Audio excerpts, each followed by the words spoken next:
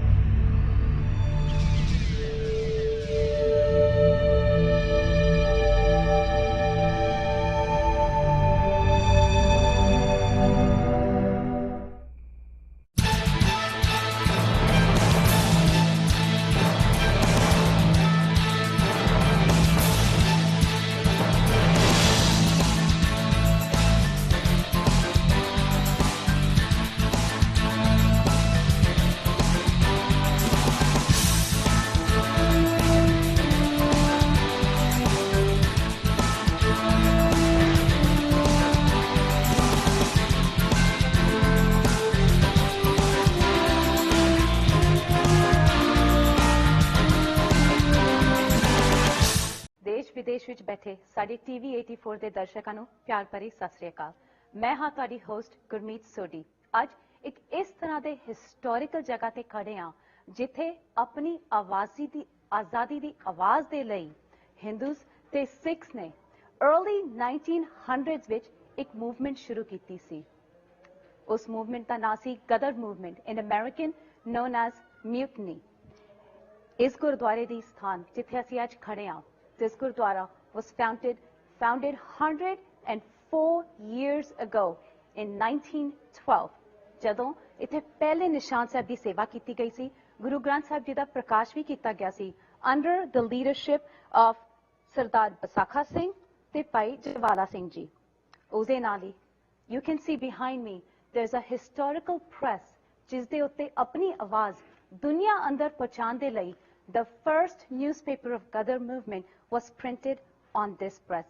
And to celebrate the Vaisakhi, ਜਿਹੜਾ ਖਾਲਸਾ ਦਾ birth ਸੀਗਾ, ਅੱਜ ਅਸੀਂ ਇਸ ਮੌਕੇ ਤੇ ਇਸ historical ਗੁਰਦੁਆਰੇ ਤੇ ਖੜੇ ਹਾਂ in Stockton, California. And we will bring you today a live discussion, panel discussion with some great panelists who've flown in from all across America to be with us, to share the views of the Sangat that's gathered here with us today. Usde ਨਾਲ ਹੀ there's a lot that's happening in America with Sikhs. In recent times, ਜਿਸ ਤਰ੍ਹਾਂ ਆਪ ਸਾਰਿਆਂ ਨੂੰ ਪਤਾ ਹੈ ਕਿ ਸਿੱਖੀ ਅਵੇਅਰਨੈਸ ਦੇ ਲਈ ਕਈ ਉਪਰਾਲੇ ਲਿੱਤੇ ਜਾ ਰਹੇ ਨੇ। ਪਾਰਲੀਮੈਂਟ ਵਿੱਚ, ਕੈਨੇਡਾ ਵਿੱਚ ਪਹਿਲੀ ਵਾਰੀ in the world there was Akhand Path Sahib done in the legislation ਜਿਸ ਦੇ ਅੰਦਰ Prime Minister Justin Trudeau ਨੇ ਹਿੱਸਾ ਲਿੱਤਾ ਸੀ। And then after that, under the guidance and leadership of Sardar Jagmeet Singh, a member of NDP, also Nishan Sahib ਨੂੰ Canada ਦੇ flag ਦੇ ਨਾਲ ਹੋਇਸਟ ਕੀਤਾ ਗਿਆ ਸੀ ਵਿਸਾਖੀ ਦੇ ਦਿਨ ਦੇ ਲਈ। These historical movements only add in to our program today. It only shows ਕਿ ਜਿਹੜੇ ਇੰਡੀਆ ਤੋਂ ਬਾਹਰ ਸਿੱਖ ਵਸਦੇ ਨੇ ਆਪਣੇ ਹੱਕ ਦੇ ਲਈ, ਆਪਣੀ ਪਹਿਚਾਨ ਦੇ ਲਈ ਉਹ ਆਵਾਜ਼ ਉਠਾ ਰਹੇ ਨੇ, and they are not scared to take their fight, their voices all the way to the top. ਉਸ ਦੇ ਨਾਲ ਅੱਜ ਨਿਊਯਾਰਕ ਸਿਟੀ ਟਾਈਮ ਸਕੁਅਰ ਵਿੱਚ ਪਹਿਲੀ ਵਾਰੀ ਟਰਬਨ ਡੇ ਵਿਸਾਖੀ ਸੈਲੀਬ੍ਰੇਸ਼ਨਸ ਵੀ ਕੀਤਾ ਗਿਆ, ਜਿੱਥੇ ਹਜ਼ਾਰਾਂ ਦੀ ਗਿਣਤੀ ਵਿੱਚ every community, Gore, Americans, Indians, Sikhs, everyone came to participate, to tie a turban, to see what it feels like to have a crown on their head. These kind of movements, these kind of awareness programs are very important because sade youth de lai, these things are game changers. These are the things that are going to make history for our children. But of course, history is not just made inside your living room. ਜੇ ਅਸੀਂ ਘਰ ਤੇ ਬਹਿ ਕੇ ਕੰਮ ਕਰੀਏ ਪਰ ਲੋਕਾਂ ਨੂੰ ਪਤਾ ਨਾ ਹੋਏ ਕਿ ਉਹ ਕੰਮ ਕੀ ਹੈ ਜਿਸ ਦੇ ਨਾਲ ਉਹ ਵੀ ਜੁੜ ਸਕਣ, ਜਿਸ ਦੇ ਨਾਲ ਉਹ ਅਵੇਅਰਨੈਸ ਲਿਆ ਸਕਣ, then it doesn't serve a purpose. You need media to make these kind of changes. And you need an unbiased media that takes your voice forward no matter what. TV84 has been a pioneer in doing this work for past 3 years, relentlessly making sure कि JD लोगों दी आवाज हैगी दुनिया भर विच, they've taken an approach not just by traditional TV, they also took this approach by internet, by smartphones, by androids, by iPhones. They made sure कि हर इंसान दे कोल अगर smartphone है, they can share their voices with TV84. So they have also become a game changer in this, and we want to thank all our viewers from around the world. Just sanu apne suggestions page dene, jis de naal we make sure that we can bring your voice forward. Us de naal I want to now introduce you to our great panelists, but before we do that, we also have some great members in our community that we would definitely like to recognize. We have Mr. Sukh Taliwal, who's the mayor of Lathrop, among us today. So we want to say hello to him. I know he's here with us. Gur Fateh, Waheguru Ji Ka Khalsa, Waheguru Ji Ki Fateh. We have Dr. Gurnam Singh, Dean of Punjabi University, Patiala, and he's also the head of Gurmat Sangeet Department. So Waheguru Ji Ka Khalsa, Waheguru Ji Ki Fateh to him. We have Dr. Ravinder Singh, Master at String Instruments, and we have Gurinder Singh Ji from Punjab Karana, who's also a tabla master. So ਅਸੀਂ ਇਹਨਾਂ ਸਾਰਿਆਂ ਨੂੰ recognize ਕਰਦੇ ਹਾਂ for their contributions to the Sikh community as well. ਤੇ ਉਸ ਦੇ ਨਾਲ ਹੀ it gives me great pleasure now to introduce you to our panelists that are here with us today. Our first member of the panel is Sardar Dr. Pratpal Singh Ji, who's the member of Governing Council of Guru Nanak Dev University, Nankana Sahib. We have,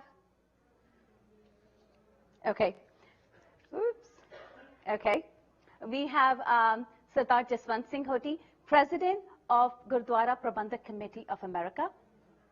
Okay, and then we have with us Sardar Amarjeet Singh Ji from Khalsa Affairs, Khalistan Affairs. We thank you so much for being among us as well. And then last but not least, we have with us Harpreet Singh Sandhu Ji. He's the Friends of American Sikh Caucus. So I want to welcome you all to our panel over here today and creating this open dialogue with this. Okay? ਸਭ ਤੋਂ ਪਹਿਲਾਂ ਮੈਂ Dr. Pratpal Singh Ji, मैं ਤੁਹਾਨੂੰ question ਪੁੱਛਣਾ ਚਾਹਾਂਗੀ. We have the mic here for you. Okay?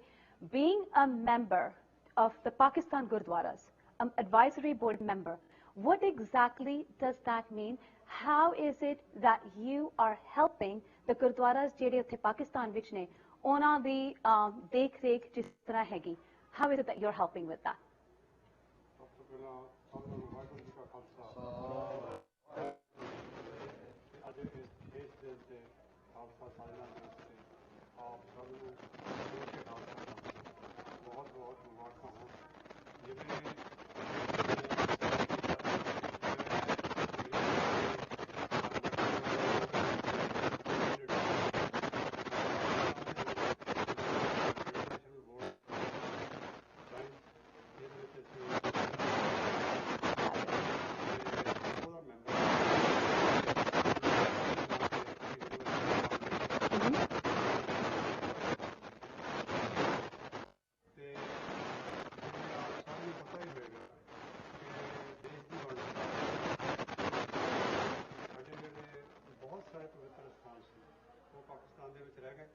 ਜਿਨ੍ਹਾਂ ਦੀ ਗਿਣਤੀ ਕੋਈ 172 ਦੇ ਕਰੀਬ। ਉਹਨਾਂ ਦੇ ਵਿੱਚੋਂ ਜਿਹੜੇ ਪ੍ਰੋਮੀਨੈਂਟ ਨੇ ਗੁਰੂ ਨਾਨਕ ਸਾਹਿਬ ਦਾ ਜਿੱਥੇ ਪ੍ਰਕਾਸ਼ ਹੋਇਆ, ਉਹ ਜੋਤੀ ਜੋਤ ਸਮਾਉਣ ਦਾ ਵੀ ਉੱਥੇ ਹੀ ਉਹਨਾਂ ਦਾ ਸਥਾਨ ਹੈ। ਪੰਜਵੇਂ ਪਾਤਸ਼ਾਹ ਦਾ ਸ਼ਹੀਦੀ ਸਥਾਨ ਔਰ ਚੌਥੇ ਪਾਤਸ਼ਾਹ ਦਾ ਜਿਹੜਾ ਜਨਮ ਸਥਾਨ ਆ ਉਹ ਵੀ ਲਾਹੌਰ ਦੀ ਧਰਤੀ ਤੇ। ਇਹਨਾਂ ਦੇ ਸਮੇਤ ਬਾਕੀ ਸਾਰੇ ਗੁਰੂ ਘਰ ਜਿੰਨੇ ਵੀ ਨੇ ਸਾਡੇ ਉੱਥੋਂ 1947 ਚਲੇ ਜਾਣ ਤੋਂ ਬਾਅਦ ਉਹਨਾਂ ਦਾ ਕਾਫੀ ਜਿਹੜੀ ਤੇ ਹੁਣ ਕੋਈ ਲਗਭਗ 25 ਸਾਲ ਤੋਂ ਉਹਨਾਂ ਦੀ ਦੇਖ ਰੇਖ ਦੇ ਵਿੱਚ ਅਸੀਂ ਹਿੱਸਾ ਲੈ ਰਹੇ ਹਾਂ। ਪਾਕਿਸਤਾਨ ਦੀ ਸਰਕਾਰ ਤੇ ਦੁਨੀਆ 'ਚ ਹੋਰ ਵਾਸਤੇ ਜਿਹੜੇ ਸਾਡੇ ਸਿੱਖ ਭਾਈਚਾਰਾ ਹੈਗਾ ਉਹ ਇਹਦੇ ਵਿੱਚ ਸਾਡੀ ਹੈਲਪ ਕਰ ਰਿਹਾ। ਮੈਂ ਗੱਲਬਾਤ ਵਿੱਚ ਭੁੱਲ ਨਾ ਜਾਵਾਂ, ਜਦੋਂ ਵੀ ਕਿਤੇ ਪਾਕਿਸਤਾਨ ਦੇ ਗੁਰਦੁਆਰਿਆਂ ਦਾ ਜ਼ਿਕਰ ਆਇਆ ਜਾਂ ਆਏਗਾ, ਇੱਕ ਸ਼ਖਸੀਅਤ ਦਾ ਮੈਂ ਨਾਮ ਜ਼ਰੂਰ ਲੈਣਾ ਚਾਹੁੰਦਾ, ਗੰਗਾ ਸਿੰਘ ਢਿੱਲੋਂ, ਜਿਹੜੇ ਕਿ ਈਸਟ ਕੋਸਟ ਬੇਸ ਸਨ। ਪਰਮਾਤਮਾ ਉਹਨਾਂ ਦੀ ਰੂਹ ਨੂੰ ਸ਼ਾਂਤੀ ਦੇਵੇ। ਉਹਨਾਂ ਦਾ ਬੜਾ ਵੱਡਾ ਯੋਗਦਾਨ ਹੈ ਪਿਛਲੇ ਕੁਆਟਰ ਸੈਂਚਰੀ ਦੇ ਵਿੱਚ। ਉਹਨਾਂ ਨੇ ਹੀ ਅਕਸਰ ਇਹ ਕੰਮ ਸਰਕਾਰੀ ਤੌਰ ਤੇ ਮਿਲ ਕੇ ਸ਼ੁਰੂ ਕੀਤਾ। ਅਸੀਂ ਉਸ ਕੰਮ ਨੂੰ ਆਪਣੀ ਯੋਗਤਾ ਦੇ ਅਨੁਸਾਰ ਅੱਗੇ ਲੈ ਕੇ ਚੱਲੇ ਔਰ ਉਸ ਦਾ ਜਿਹੜਾ ਰਿਜ਼ਲਟ ਹੈ ਪਿਛਲੇ 20 ਸਾਲ 'ਚ ਇਹ ਆ ਕਿ ਉੱਥੇ ਗੁਰਦੁਆਰਿਆਂ ਦੀ ਦੇਖ ਰੇਖ ਵਾਸਤੇ ਗੁਰਦੁਆਰਾ ਪ੍ਰਬੰਧਕ ਕਮੇਟੀ ਜਿਹੜੀ ਕਿ ਆਫੀਸ਼ੀਅਲੀ ਰੈਕੋਗਨਾਈਜ਼ਡ ਹੈ ਉਹ ਬਣੀ, ਤੇ ਜਿੰਨੇ ਵੀ ਗੁਰੂ ਘਰ ਨੇ ਉਹਨਾਂ 'ਚੋਂ ਲਗਭਗ 10-12 ਦੇ ਹੁਣ ਇਸ ਵੇਲੇ ਪ੍ਰਕਾਸ਼ਨ ਦਾ ਔਰ ਜਿਹੜੀ ਰੈਨੋਵੇਸ਼ਨ ਹੈ ਨਨਕਾਣਾ ਸਾਹਿਬ ਜਨਮ ਸਥਾਨ ਦੀ, ਨਨਕਾਣਾ ਸਾਹਿਬ 'ਚ 8 ਗੁਰਦੁਆਰੇ ਆ, ਉਹਨਾਂ ਦੀ ਰੈਨੋਵੇਸ਼ਨ ਚੱਲ ਰਹੀ ਹੈ। ਲਾਹੌਰ ਦੇ ਵਿੱਚ ਜਿਹੜਾ ਸ਼ਹੀਦੀ ਸਥਾਨ ਹੈ ਪੰਜਵੇਂ ਪਾਤਸ਼ਾਹ ਦਾ, ਉਸ ਦੀ ਰੈਨੋਵੇਸ਼ਨ ਚੱਲ ਰਹੀ ਹੈ। ਤੇ ਇੱਕ ਸਥਾਨ ਹੈ ਜਿੱਥੇ ਪੰਜਵੇਂ ਪਾਤਸ਼ਾਹ ਨੂੰ ਤਸੀਹੇ ਦਿੱਤੇ ਗਏ ਆ, ਲਾਲ ਖੂਹ ਕਰਕੇ ਤੇ ਬਾਬੇ ਦੀ ਬੇਰ ਗੁਰਦੁਆਰਾ ਸਾਹਿਬ ਸਿਆਲਕੋਟ ਵਿਖੇ ਉਹਨਾਂ ਦਾ ਅੱਜ ਕੱਲ੍ਹ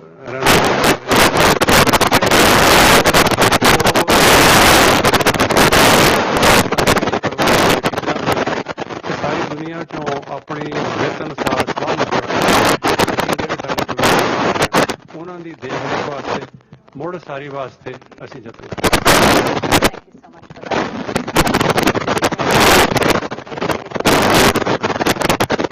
Come back.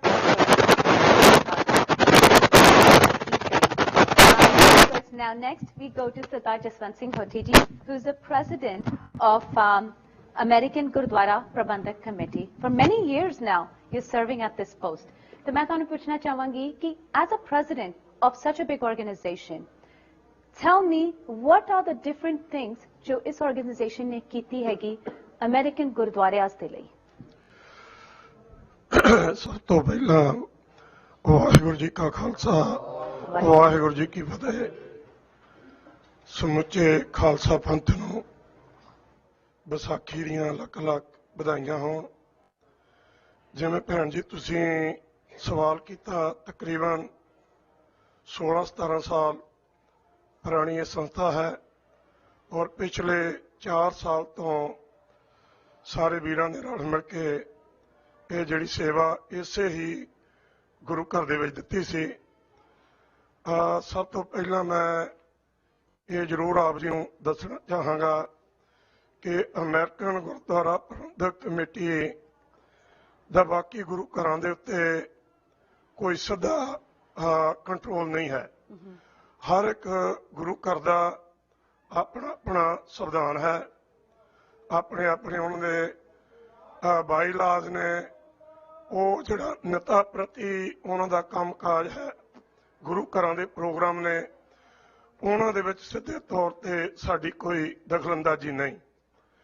ਜਦੋਂ ਕੋਈ ਵੀ ਕੌਮੀ ਮਸਲਾ ਹੁੰਦਾ ਹੈ ਉਹਦੇ ਵਿੱਚ ਅਸੀਂ ਜ਼ਰੂਰ ਕੋਸ਼ਿਸ਼ ਕਰੀਦੀ ਹੈ ਕਿ ਬਾਕੀ ਗੁਰੂ ਘਰਾਂ ਨੂੰ ਕਾਲ ਕਰਕੇ ਪ੍ਰਬੰਧਕ ਕਮੇਟੀਆਂ ਨੂੰ ਇੱਕ ਪਲੇਟਫਾਰਮ ਤੇ ਲਿਆ ਕੇ ਉਸ ਇਸ਼ੂ ਦੇ ਉੱਤੇ ਜਿਹੜੀ ਅਸੀਂ ਸਹਿਮਤੀ ਬਣਾਉਣ ਦੀ ਕੋਸ਼ਿਸ਼ ਕਰਦੇ ਹਾਂ। ਸੋ ਮੈਂ ਸਮਝਦਾ ਕਿ ਜਿਹੜੇ ਗੁਰੂ ਘਰ ਨੇ ਉਹ ਕੌਮ ਦੇ ਭਗਤੀ ਸ਼ਕਤੀ ਦੇ ਕੇਂਦਰ ਨੇ। ਗੁਰੂ ਘਰਾਂ ਦੇ ਵਿੱਚੋਂ ਕੌਮ ਲਈ ਬਹੁਤ ਕੁਝ ਕੱਢਿਆ ਜਾ ਸਕਦਾ ਹੈ, ਪਰ ਕਈ ਵਾਰੀ ਜੋ ਪਿਛਲੇ ਸਮੇਂ 'ਚ ਵੀ ਇਕਸਾਰਤਾ ਹੋਣ ਦੇ ਵਿੱਚ ਕਾਫੀ ਪ੍ਰੋਬਲਮ ਆਉਂਦੀਆਂ ਨੇ। ਪਰ ਸਾਡੀ ਹਮੇਸ਼ਾ ਹੀ ਇਹੀ ਕੋਸ਼ਿਸ਼ ਰਹੀ ਹੈ ਕਿ ਹਰ ਇੱਕ ਵੀਰ ਨੂੰ ਨਾਲ ਲੈ ਕੇ ਉਸ ਖਾਲਸੇ ਦੀ ਗੱਲ, ਉਹ ਸਿੱਖੀ ਸਿਧਾਂਤ ਦੀ ਗੱਲ, ਉਹ ਹਰ ਇੱਕ ਗੁਰੂ ਘਰ ਦੇ ਵਿੱਚ ਉਹ ਸਿਧਾਂਤ ਦੀ ਜਿਹੜੀ ਗੱਲ ਹੈ ਉਹ ਚੱਲਦੀ ਰਹੇ। ਸੋ ਜੇ ਕਿਸੇ ਵੀ ਵੀਰ ਦਾ ਕੋਈ ਵੀ ਕੁਐਸਚਨ ਆਉਣ ਵਾਲੇ ਸਮੇਂ 'ਚ ਆਵੇਗਾ ਤੇ ਜਿੰਨੀ ਕੁ ਵੀ ਪ੍ਰਮਾਤਮਾ ਨੇ ਮਤਬਦ ਬਖਸ਼ੀ ਹੈ ਉਹਦੇ ਅਨੁਸਾਰ ਮੈਂ ਜਵਾਬ ਦੇਵਾਂਗਾ। ਬਾਕੀ TV 84 ਤੁਹਾਡਾ ਸਾਰੇ ਪ੍ਰਬੰਧਕਾਂ ਦਾ ਤਹਿ ਦਿਲੋਂ ਧੰਨਵਾਦ ਕਰਦੇ ਹਾਂ ਜਿਨ੍ਹਾਂ ਨੇ ਇਹ ਉਪਰਾਲਾ ਕੀਤਾ ਹੈ ਕਿ ਟਾਊਨ ਮੀਟਿੰਗ ਅਰੇਂਜ ਕਰਕੇ ਵੱਖ-ਵੱਖ ਸ਼ਹਿਰਾਂ ਦੇ ਵਿੱਚ ਜਾ ਕੇ ਲੋਕਾਂ ਦੇ ਜਿਹੜੇ ਨੇ ਸੰਗਤਾਂ ਦੇ ਸੁਝਾਅ ਤੁਸੀਂ ਲੈਣ ਦਾ ਇਹ ਉਪਰਾਲਾ ਕੀਤਾ ਹੈ। ਇਹ ਲਈ ਆਪ ਸਮੂਹ ਸਟਾਫ ਜਿਹੜੇ ਨੇ ਧੰਨਵਾਦ ਦੇ ਪਾਤਰ ਹੋ। ਵਾਹਿਗੁਰੂ ਜੀ ਕਾ ਖਾਲਸਾ, ਵਾਹਿਗੁਰੂ ਜੀ ਕੀ ਫਤਿਹ। ਜਿਹੜੇ ਸਾਡੇ ਅਗਲੇ ਪੈਨਲਿਸਟ ਨੇ doctor Amarjit Singh who is the director of Khalistan Affairs Center। ਇਹਨਾਂ ਦੇ ਬਾਰੇ ਆਪ ਸਾਰੇ you watch his shows, you hear his passion when he does his shows। ਤੇ ਮੈਂ ਉਹਨਾਂ ਨੂੰ ਇੱਕ ਕੁਐਸਚਨ ਪੁੱਛਾਂਗੀ ਕਿ ਖਾਲਿਸਤਾਨ ਦੀ ਜਿਹੜੀ ਮੂਵਮੈਂਟ ਹੈਗੀ we see that it's much stronger outside of India than in India। there's more freedom of speech ਜਿੱਥੇ ਲੋਕ openly ਆਪਣੇ ਖਿਆਲ ਮੀਡੀਆ ਦੇ ਸਾਹਮਣੇ ਵੀ ਤੇ ਲੋਕਾਂ ਦੇ ਸਾਹਮਣੇ ਗੁਰਦੁਆਰਿਆਂ ਤੇ ਵੀ openly discuss ਕਰ ਸਕਦੇ ਨੇ। So tell me a little bit about that seeing this movement come about, do you think there's going to be much of a change in India with the younger generation? Waheguru ji ਕਾ ਖਾਲਸਾ, ਵਾਹਿਗੁਰੂ ਜੀ ਕੀ ਫਤਿਹ। ਸਭ ਤੋਂ ਪਹਿਲਾਂ ਤਾਂ ਮੈਂ ਸ਼ਹੀਦ ਕਰਤਾਰ ਸਿੰਘ ਸਰਾਭਾ ਦੀਆਂ ਇਹਨਾਂ ਲਾਈਨਾਂ ਨਾਲ ਹੀ ਸ਼ੁਰੂ ਕਰਾਂ ਕਿ ਸੇਵਾ ਦੇਸ਼ ਦੀ ਜ਼ਿੰਦੜੀ ਇਹ ਬੜੀ ਔਖੀ, ਗੱਲਾਂ ਕਰਨੀਆਂ ਢੇਰ ਸੁਖੱਲੀਆਂ ਨੇ, ਜਿਨ੍ਹਾਂ ਦੇਸ਼ ਸੇਵਾ ਵੱਲ ਪੈਰ ਪਾਇਆ ਉਹਨਾਂ ਲੱਖ ਮੁਸੀਬਤਾਂ ਝੱਲੀਆਂ ਨੇ। ਇਹਦੇ 'ਚ ਕੋਈ ਸ਼ੱਕ ਨਹੀਂ ਹੈ ਕਿ ਜਦੋਂ ਗਦਰੀ ਬਾਬਿਆਂ ਨੇ ਇੱਥੋਂ ਜਾ ਕੇ ਗਦਰ ਮਚਾਉਣ ਦੀ ਜਿਹੜੀ ਲਾਈਨ ਹੈ ਉਸ ਨੂੰ ਟੋ ਕਰਦਿਆਂ ਆਪਣਾ ਆਪਾ ਸਾਰਾ ਆਪਣਾ ਕਰੀਅਰ ਛੱਡ ਕੇ ਗਏ ਤੇ ਉਸ ਧਰਤੀ ਦੇ ਇਸ ਲਹਿਰ ਨੂੰ ਬਾਏ ਕਰਨ ਵਾਲੇ ਬਾਇਰ ਨਹੀਂ ਸਨ। ਇਹ ਠੀਕ ਹੈ ਕੰਸਪੀਰੇਸੀ ਹੋਈ, ਕਿਰਪਾਲ ਸਿੰਘ ਵਿੱਚ ਇਨਫੋਰਮੈਂਟ ਸੀ, ਇਹ ਸਾਰੇ ਗੌਣ ਕਾਰਨ ਨੇ। ਮੁੱਖ ਕਾਰਨ ਇਹ ਸੀ ਜਿਸ ਨੂੰ ਅਲਾਮਾ ਇਕਬਾਲ ਨੇ ਕਿਤੇ ਕਿਹਾ ਕਿ ਜੇ ਬਾਰਿਸ਼ੇ ਰਹਿਮਤ ਹੋਈ ਲੇਕਿਨ ਜ਼ਮੀਨ ਕਾਬਿਲ ਨਾ ਥੀ, ਜ਼ਮੀਨ ਦੇ ਵਿੱਚ ਹੀ ਉਹ ਆਜ਼ਾਦੀ ਦੀ ਗੱਲ ਨਹੀਂ ਸੀ। ਤੇ ਅੱਜ ਜਦੋਂ ਅਸੀਂ 3 ਦਹਾਕਿਆਂ ਦੇ ਇਸ ਖਾਲਿਸਤਾਨੀ ਸੰਘਰਸ਼ ਨੂੰ ਦੇਖਦੇ ਹਾਂ, ਅਸੀਂ ਦੇਖਦੇ ਹਾਂ ਕਿ ਉਸ ਜ਼ਮੀਨ ਨੇ, ਉਸ ਧਰਤੀ ਨੇ, ਉਸ ਜ਼ਰਖੇਜ਼ ਸਿਰਫ ਉਪਜਾਊ ਜਾਂ ਭਾਰਤੀਆਂ ਦਾ ਕਣਕ ਨਾਲ ਢਿੱਡ ਭਰਨ ਵਾਲੇ ਕਰਕੇ ਨਹੀਂ, ਉਹ ਧਰਤੀ ਜਿੱਥੇ ਗੁਰੂਆਂ ਦੀ, ਜਿੱਥੇ ਬਾਬੇ ਨਾਨਕ ਦੀ ਰਬਾਬ ਹੈ, ਜਿੱਥੇ ਗੁਰੂ ਕਲਗੀਧਰ ਦੇ ਨੀਲੇ ਦੇ ਉਸ ਆਵਾਜ਼ ਨੂੰ ਫਿਜ਼ਾ ਦੇ ਵਿੱਚ ਸੁਣਿਆ ਜਾ ਸਕਦਾ, ਉਹਨਾਂ ਨੇ ਸ਼ਹੀਦੀਆਂ ਦੀ ਲੜੀ ਲਾਈ। 1.5 ਲੱਖ ਤੋਂ ਜ਼ਿਆਦਾ ਕੌਮ ਦੇ ਸਪੁੱਤਰ ਸਪੁੱਤਰੀਆਂ ਨੇ ਆਪਣੇ ਸਰੀਰਾਂ ਦੇ ਨਜ਼ਰਾਨੇ ਗੁਰੂ ਚਰਨਾਂ ਵਿੱਚ ਭੇਟ ਕੀਤੇ। ਔਰ ਡਾਇਸਪੋਰਾ ਸਿੱਖ, ਸਵਾਲ ਮੁੱਖ ਤੌਰ ਤੇ ਇਹ ਹੈ ਵੀ 30 ਸਾਲਾਂ 'ਚ ਕੀ ਤਬਦੀਲੀ ਹੈ ਔਰ ਅੱਜ ਅਸੀਂ ਕਿੱਥੇ ਖੜੇ ਹਾਂ, ਔਰ ਪੰਜਾਬ ਦੀ ਆਜ਼ਾਦੀ ਜਾਂ ਉਸ ਧਰਤੀ ਦੀ ਆਜ਼ਾਦੀ ਜਿਹੜੀ ਐਕਸਪ੍ਰੈਸ਼ਨ ਦੀ ਹੈ ਔਰ ਬਾਹਰ ਦਾ ਕੀ ਫਰਕ ਹੈ।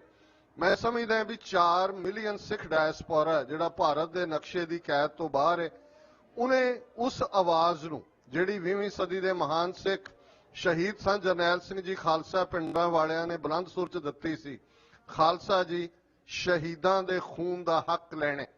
ਤੇ ਸ਼ਹੀਦਾਂ ਦੇ ਖੂਨ ਦਾ ਹੱਕ ਬਾਹਰਲੇ ਸਿੱਖਾਂ ਨੂੰ ਬੜੀ ਚੰਗੀ ਤਰ੍ਹਾਂ ਸਮਝ ਹੈ ਕਿ ਉਹ ਖਾਲਿਸਤਾਨ ਦੀ ਪ੍ਰਾਪਤੀ ਨਾਲ ਜੁੜਿਆ ਹੋਇਆ। ਅੱਜ ਅਸੀਂ ਡਾਇਸਪੋਰਾ ਸਿੱਖਾਂ ਦੀ ਤਾਕਤ ਦੇਖੀਏ। ਪਾਰਲੀਮੈਂਟ ਹਿੱਲ ਆਟਵਾ 'ਚ ਗੁਰੂ ਗ੍ਰੰਥ ਸਾਹਿਬ ਜੀ ਦੇ ਪਾਠ ਦਾ ਭੋਗ ਪੈਂਦਾ ਔਰ ਜਸਟਿਨ ਟਰੂਡੋ ਖਲੋ ਕੇ ਕਹਿੰਦਾ ਕਿ ਕੈਨੇਡਾ ਦੇ ਆਈਡੀਅਲਸ ਖਾਲਸੇ ਦੇ ਆਈਡੀਅਲ ਨੇ, ਕਾਮਾਗਾਟਾ ਮਾਰੂ ਲਈ ਅਸੀਂ ਮੁਆਫੀ ਮੰਗਦੇ ਹਾਂ। ਇਹ ਸਾਡੇ ਡਾਇਸਪੋਰਾ ਸਿੱਖਾਂ ਦੀ ਉਹਨਾਂ ਸ਼ਹੀਦਾਂ ਦੇ ਡੁੱਲੇ ਖੂਨ ਦੀ ਬਦੌਲਤ ਹੈ ਜਿਸ ਨੇ ਸਾਡੇ ਅੰਦਰ ਜਾਗਰਤੀ ਪੈਦਾ ਕੀਤੀ। ਅੱਜ ਅਮਰੀਕਾ ਦੇ ਵਾਈਟ ਹਾਊਸ ਬੀਤੇ ਦਿਨ 14 ਅਪ੍ਰੈਲ ਕਿਵੇਂ ਸਿੱਖ ਲੀਡਰਸ਼ਿਪ ਟ੍ਰੇਨਿੰਗ ਕੈਂਪ ਹੁੰਦੇ, ਕੈਪੀਟਲ ਹਿੱਲ ਦੇ ਉੱਤੇ ਪ੍ਰੋਕਲੇਮੇਸ਼ਨ ਹੁੰਦੀ ਹੈ ਖਾਲਸੇ ਦੀ ਇਸ ਸਾਜਨਾ ਦਿਵਸ ਨਾਲ ਜੋੜ ਕੇ, ਔਰ ਕਿਵੇਂ ਵੈਲਕਮ ਕੀਤਾ ਜਾਂਦਾ ਹੈ ਡੈਮੋਕ੍ਰੈਟਿਕ ਪਾਰਟੀ ਦੇ ਹੈੱਡ ਕੁਆਰਟਰ ਦੇ ਵਿੱਚ।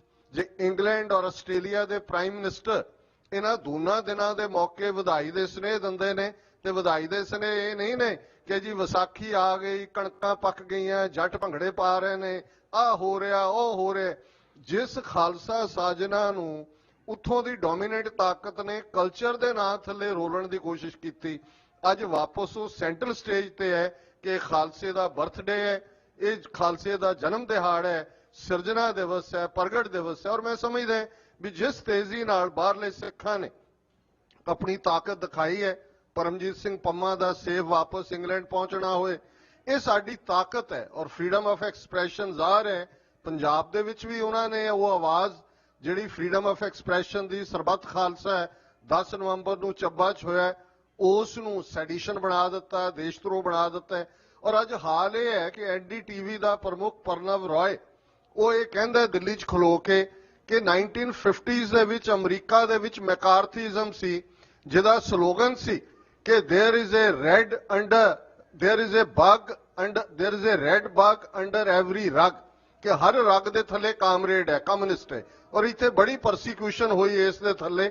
ਔਰ ਉਹਨੇ ਕਿਹਾ ਵੀ ਅੱਜ ਮੋਦੀਇਜ਼ਮ ਦਾ ਨਾਰਾ ਹੈ ਕਿ there is a seditious bug under every rug, ਕਿ ਹਰ ਰਗ ਦੇ ਥੱਲੇ ਦੇਸ਼ ਧਰੋਹੀ ਹੈ। ਸੋ ਅਸੀਂ ਸਮਝਦੇ ਹਾਂ ਕਿ ਫਰੀडम ਆਫ ਐਕਸਪ੍ਰੈਸ਼ਨ ਨੂੰ ਉਹਨਾਂ ਨੇ ਕੁਚਲਿਆ ਔਰ ਬਾਹਰ ਅਸੀਂ ਆਪਣੀ ਤਾਕਤ ਨੂੰ ਉਹ ਸਿੱਖ ਕਾਂਗਰੈਸ਼ਨਲ ਕਾਕਸ ਹੋਏ ਜਿਹਦੇ 'ਚ ਬਾਈ ਪਾਰਟੀਸਨ 50 ਤੋਂ ਜ਼ਿਆਦਾ ਮੈਂਬਰ ਨੇ, ਉਹ ਕੈਨੇਡਾ 'ਚ 16 ਮੈਂਬਰ ਆਫ ਪਾਰਲੀਮੈਂਟ ਹੋਣ, ਕੈਨੇਡਾ ਦਾ ਪ੍ਰਾਈਮ ਮਿਨਿਸਟਰ ਹਰਜੀਤ ਸਿੰਘ ਹੋਏ, ਇੰਗਲੈਂਡ ਦੇ ਵਿੱਚ ਯੂਥ ਫੈਡਰੇਸ਼ਨ ਜਿਹਨੂੰ ਇੱਕ ਦਹਿਸ਼ਤਗਰਦ ਜਥੇਬੰਦੀ ਬਣਾ ਦਿੱਤਾ ਸੀ, ਉਹ ਵਾਪਸ ਅੱਜ ਉਸ ਪਾਬੰਦੀ ਨੂੰ house of Commons, house of Lords ਨੇ ਤੋੜਿਆ। ਸੋ ਮੈਂ ਸਮਝਦਾ ਸਾਡਾ ਫਿਊਚਰ ਬਹੁਤ ਉਜਲ ਹੈ।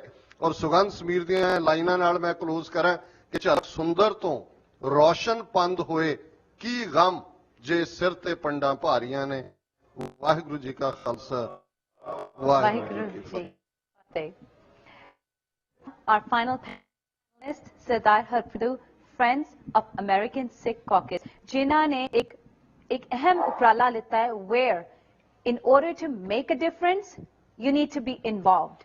ते उन्होंने बहुत ही सोनी तरह he got involved with the American politics and he's made a lot of changes. हुने वैसाखी ते 14 तारीख ਨੂੰ White House, and then I think the day before at the Capitol Hill they brought back elected officials together to celebrate Vaisakhi. There was also Langar done on Capitol Hill. He's done many things to bring Sikhi to the forefront, to the mainstream media. So मैं चाहूँगी संधू साहब कि तुसी अपने words में बताओ, what are the other things that Friends of American Sikh Caucus has done? ਸਭ ਤੋਂ ਪਹਿਲਾਂ ਵਾਹਿਗੁਰੂ ਜੀ ਕਾ ਖਾਲਸਾ, ਵਾਹਿਗੁਰੂ ਜੀ ਕੀ ਫਤਿਹ। It's very historical ਕਿ ਆਪਾਂ ਇੱਥੇ ਖੜੇ ਹੋਏ ਹਾਂ। If you go to the national capital or Philadelphia, America 'ਚ ਸਭ ਤੋਂ ਪਹਿਲੀ ਗੱਲ ਸੁਣੀ ਜਾਂਦੀ ਕਿ ਲਿਬਰਟੀ ਬੈਲ। ਐਂਡ ਲਿਬਰਟੀ ਬੈਲ 'ਚ ਬਸ ਇੰਨਾ ਹੀ ਸੀ ਕਿ ਹਾਂ ਜਦੋਂ ਬ੍ਰਿਟਿਸ਼ ਆ ਰਹੇ ਸੀ ਤਾਂ ਉਹਨਾਂ ਨੇ ਖੜਕਾਈ ਹਾਂ British are coming. was the voice of freedom. And ਇਸ ਮੈਨੂੰ ਯਾਦ ਆ ਰਿਹਾ ਕਿ 1984 ਜਦੋਂ ਹਮਲਾ ਹੋਇਆ ਤੇ ਅਗਲੇ ਦਿਨ ਇੱਥੇ ਇਕੱਠੇ ਹੋਏ ਸਾਂ, ਥੋੜੇ ਹੋਣਗੇ ਇੱਥੇ ਜਿਹੜੇ ਯਾਦ ਉਹ ਹੈਗਾ ਉਦੋਂ ਇੱਥੋਂ ਹੀ ਐਮਬੈਸੀ ਤੇ ਮਾਰਚ ਕੀਤਾ ਗਿਆ ਕਿ ਹਾਂ voice of Sikhs. It was historical again. There is this historical side, voice of freedom once again. The American Sikh Congressional Caucus ਜਿਹੜਾ ਬਣਾਇਆ ਗਿਆ ਸੀ in April 2013, it was the voice of the Sikhs again, to be able to represent members of Congress, listen to our views. But even though koi Sikh member in or as a Sikh, but America just Congress Asian, out of Asian there's Dalip Singh. He was the secretary of this Gurdwara, and only contribution before Chinese, Japanese, or anybody, it was a Sikh in 1959. So with that keeping in mind, Kejarai Caucus, the voice of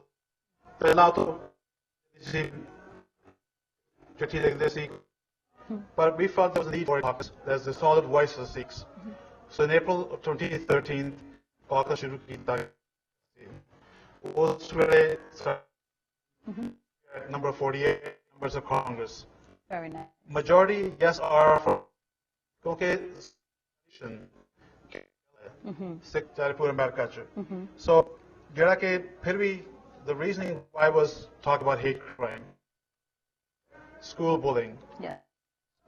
And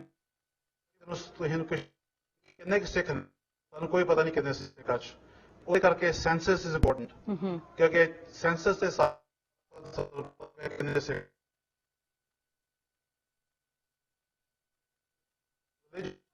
ਅਸੀਂ ਸ਼ੁਰੂ ਕੀਤਾ ਸੀ ਸਾਨੂੰ problem ਆਈ ਸੀ ਕਿ ਇਹਦਾ religious caucus ਹੈ ਕਿ ਜਿਹੜੇ ਕਿ separation of state and religion ਪਰ ਉਹਨਾਂ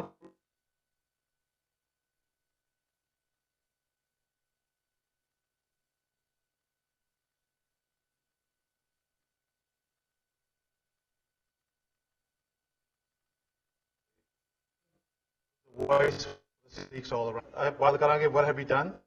Yes. But I would let other panelists talk as well. Okay. So you know what? Pritpal ji, I'm going to come to you now. Okay. Ki you said ki you're on the advisory board, by the way, Pakistan board. Say what happens over there, or you have a say. Okay. But उसदे नाल तुसी कह कि उथे preservation हो रही है. They're renovating the gurdwaras over there. अगर ਅਸੀਂ renovation ਦੀ ਗੱਲ ਕਰੀਏ, preservation ਦੀ ਗੱਲ ਕਰੀਏ, ਜਦੋਂ ਅਸੀਂ ਇੰਡੀਆ ਦੇ ਗੁਰਦੁਆਰਿਆਂ ਨੂੰ ਦੇਖਦੇ ਹਾਂ, ਦਿੱਲੀ ਦੇ ਗੁਰਦੁਆਰਿਆਂ ਨੂੰ ਦੇਖਦੇ ਹਾਂ, ਜਾਂ ਅਸੀਂ ਪੰਜਾਬ ਦੇ ਗੁਰਦੁਆਰਿਆਂ ਨੂੰ ਦੇਖਦੇ ਹਾਂ, renovation to them means tearing down, or ਉੱਥੇ everything is marbleized. Everything is marble. History ਨੂੰ ਉੱਥੇ ਸਾਂਭ ਕੇ ਨਹੀਂ ਰੱਖਿਆ ਜਾ ਰਿਹਾ. They're taking everything into modern world. ਪਰ ਉਸ ਦੇ ਨਾਲ you're losing your roots to your heritage and your culture. ਜਦ ਤੱਕ ਤੁਸੀਂ ਜਾ ਕੇ ਹਿਸਟਰੀ ਦਾ ਇੱਕ ਹਿੱਸਾ ਨਾ ਉੱਥੇ ਦੇਖੋ, everything is just as a new building, that doesn't become historical. ਤੇ ਸਾਨੂੰ ਇਹ ਦੱਸੋ ਕਿ ਜੇ ਪਾਕਿਸਤਾਨ ਦੇ ਗੁਰਦੁਆਰਿਆਂ ਦਾ renovation ਹੋ ਰਹੀ ਹੈ, is it going to be the same thing? ਜਾਂ ਉੱਥੇ ਹਿਸਟਰੀ ਨੂੰ preserve ਕੀਤਾ ਜਾਏਗਾ? More or less the same thing. Let me be very honest. ਪਰ ਜਿਹੜੇ ਅਸੀਂ ਸਾਡੇ ਯਤਨ ਹੈ ਕਿ ਜਿਹਨਾਂ ਦੀ ਵੀ renovation ਹੋ ਰਹੀ ਹੈ, ਉਹ ਅਸੀਂ originally ਉੱਦਾਂ ਹੀ ਰੱਖੀ ਉਸੇ ਸ਼ੇਪ ਦੇ ਵਿੱਚ। ਕਈ ਗੁਰਦੁਆਰਿਆਂ ਦੀ ਹਾਲਤ ਜਿਹੜੀ ਇੰਨੀ ਜ਼ਿਆਦਾ ਖਸਤਾ ਹੈ ਕਿ ਬਿਲਡਿੰਗ ਟੀ ਡਾਊਨ ਕਰਨੀ ਪੈਂਦੀ ਹੈ ਤੇ ਇੱਕ ਗੁਰਦੁਆਰਾ ਸਾਹਿਬ ਨਨਕਾਣਾ ਸਾਹਿਬ ਸ਼ਿਵਾਲਿਕ ਉਹਦੀ ਬਿਲਡਿੰਗ ਬਹੁਤ ਜ਼ਿਆਦਾ ਰਹਿਣ ਦੇ ਕਾਬਿਲ ਨਹੀਂ ਸੀ, ਉਹ ਉਹਨਾਂ ਨੂੰ ਬਣਾਇਆ ਘੱਟ ਬਣਾਉਣੀ ਪਈ। ਇਸੇ ਤਰ੍ਹਾਂ ਹੀ ਲਾਹੌਰ ਦੇ ਵਿੱਚ ਇੱਕ ਗੁਰੂ ਘਰ ਹੈ ਜਿੱਥੇ ਇਤਿਹਾਸ ਵਿੱਚ ਵੀ ਸਾਡੇ ਜ਼ਿਕਰ ਆਉਂਦਾ, ਸ਼ਹੀਦ ਸਿੰਘ ਸਿੰਘਣੀਆਂ, ਜਿੱਥੇ ਬੀਬੀਆਂ ਨੇ ਸਵਾ ਸਵਾ ਮਣ ਦੇ ਪੀਸੇ ਜਾਂ ਬੱਚਿਆਂ ਦੇ ਟੋਟੇ ਕਰਾ ਕੇ ਆਪਣਾ ਗਲਾਂ 'ਚ ਪਾਏ ਗਏ। ਉਹ ਗੁਰਦੁਆਰਾ ਸਾਹਿਬ ਦਾ ਬੜਾ ਇੱਕ ਛੋਟੀ ਬਿਲਡਿੰਗ ਸੀ, ਉਹ ਉੱਦਾਂ ਹੀ ਗੁਰਦੁਆਰਾ ਕਰਕੇ ਇੱਕ ਬਹੁਤ ਵੱਡੀ ਬਿਲਡਿੰਗ ਜਿਹੜੀ ਆ ਸ਼ਹੀਦ ਸਿੰਘ ਸਿੰਘਣੀਆਂ ਦੀ ਬਣਾਈ ਗਈ। ਇਸੇ ਤਰ੍ਹਾਂ ਹੀ ਜਿਹੜਾ ਪੰਜਵੇਂ ਪਾਤਸ਼ਾਹ ਦਾ ਸ਼ਹੀਦੀ ਸਥਾਨ ਹੈ, ਜਿਹੜੀ ਮੇਨ ਜਿੱਥੇ ਉਹਨਾਂ ਨੂੰ ਟੌਰਚਰ ਕੀਤਾ ਗਿਆ, ਉਹ ਅਲੱਗ ਜਗ੍ਹਾ ਹੈ। ਜਿੱਥੇ ਉਹਨਾਂ ਦੀ ਸ਼ਹੀਦੀ ਹੋਈ ਹੈ ਬਿਲਕੁਲ ਰਾਵੀ ਦੇ ਕੰਢੇ ਤੇ ਬਾਹਰ ਕਿਲੇ ਦੇ ਨਾਲ, ਉਹ ਜਗ੍ਹਾ ਉੱਦਾਂ ਦੀ ਉੱਦਾਂ ਹੀ, ਛੋਟੀ ਜਿਹੀ ਜਗ੍ਹਾ ਸੀਗੀ, ਉਹ ਪ੍ਰੀਜ਼ਰਵ ਉੱਦਾਂ ਦੀ ਉੱਦਾਂ ਹੀ ਆ, ਉਹਨੂੰ ਮਜ਼ਬੂਤ ਕੀਤਾ ਗਿਆ। ਲਾਗੇ ਇੱਕ ਦੀਵਾਨ ਹਾਲ ਸੀਗਾ, ਉਹਦੀ ਜਿਹੜੀ ਸੀਗੀ ਉਹਨੂੰ ਬਿਲਡਿੰਗ ਨੂੰ ਵੱਡਾ ਕਰਨ ਵਾਸਤੇ ਉਹਦੇ ਵਿੱਚ ਜਿਹੜੀ ਉਹਦੀ ਮਤਲਬ ਐਕਸਪੈਂਸ਼ਨ ਚੱਲ ਰਹੀ ਹੈ। ਇਸੇ ਤਰ੍ਹਾਂ ਹੀ ਮੋਰ ਔਰ ਲੈਸ ਤੁਸੀਂ ਕਹਿ ਸਕਦੇ ਹੋ ਕਿ ਸਾਡਾ ਯਤਨ ਇਹ ਹੈ ਕਿ ਉਹਨਾਂ ਨੂੰ ਉਸੇ ਸ਼ੇਪ ਦੇ ਵਿੱਚ ਹੀ ਰੱਖਿਆ ਜਾਵੇ। ਤੇ ਉਹਨਾਂ ਨੂੰ are you going to ਉਹਨਾਂ ਨੂੰ ਵੀ ਮਾਰਬਲ ਨਾਲ ਡੈਕੋਰੇਟ ਕੀਤਾ ਜਾਏਗਾ ਜਾਂ ਉਹਨਾਂ ਦੇ ਜਿਹੜੇ ਹਿਸਟੋਰੀਕਲ ਰਿਸਟੋਰੇਸ਼ਨ ਹੈਗੀ ਉਸ ਤਰ੍ਹਾਂ ਹੀ ਉਸ ਨੂੰ ਰੱਖਿਆ ਜਾਏਗਾ? ਦੇਖੋ ਇਹ ਸਿੱਖਾਂ ਦੇ ਵਿੱਚ ਮੈਂ ਕਹਿੰਦਾ ਇੱਕ ਪਤਾ ਨਹੀਂ ਕਿੱਥੋਂ ਬਿਮਾਰੀ ਆਈ ਹੈ ਜਿਹੜੀ ਸੰਗਮਰਮਰ ਵਾਲੀ।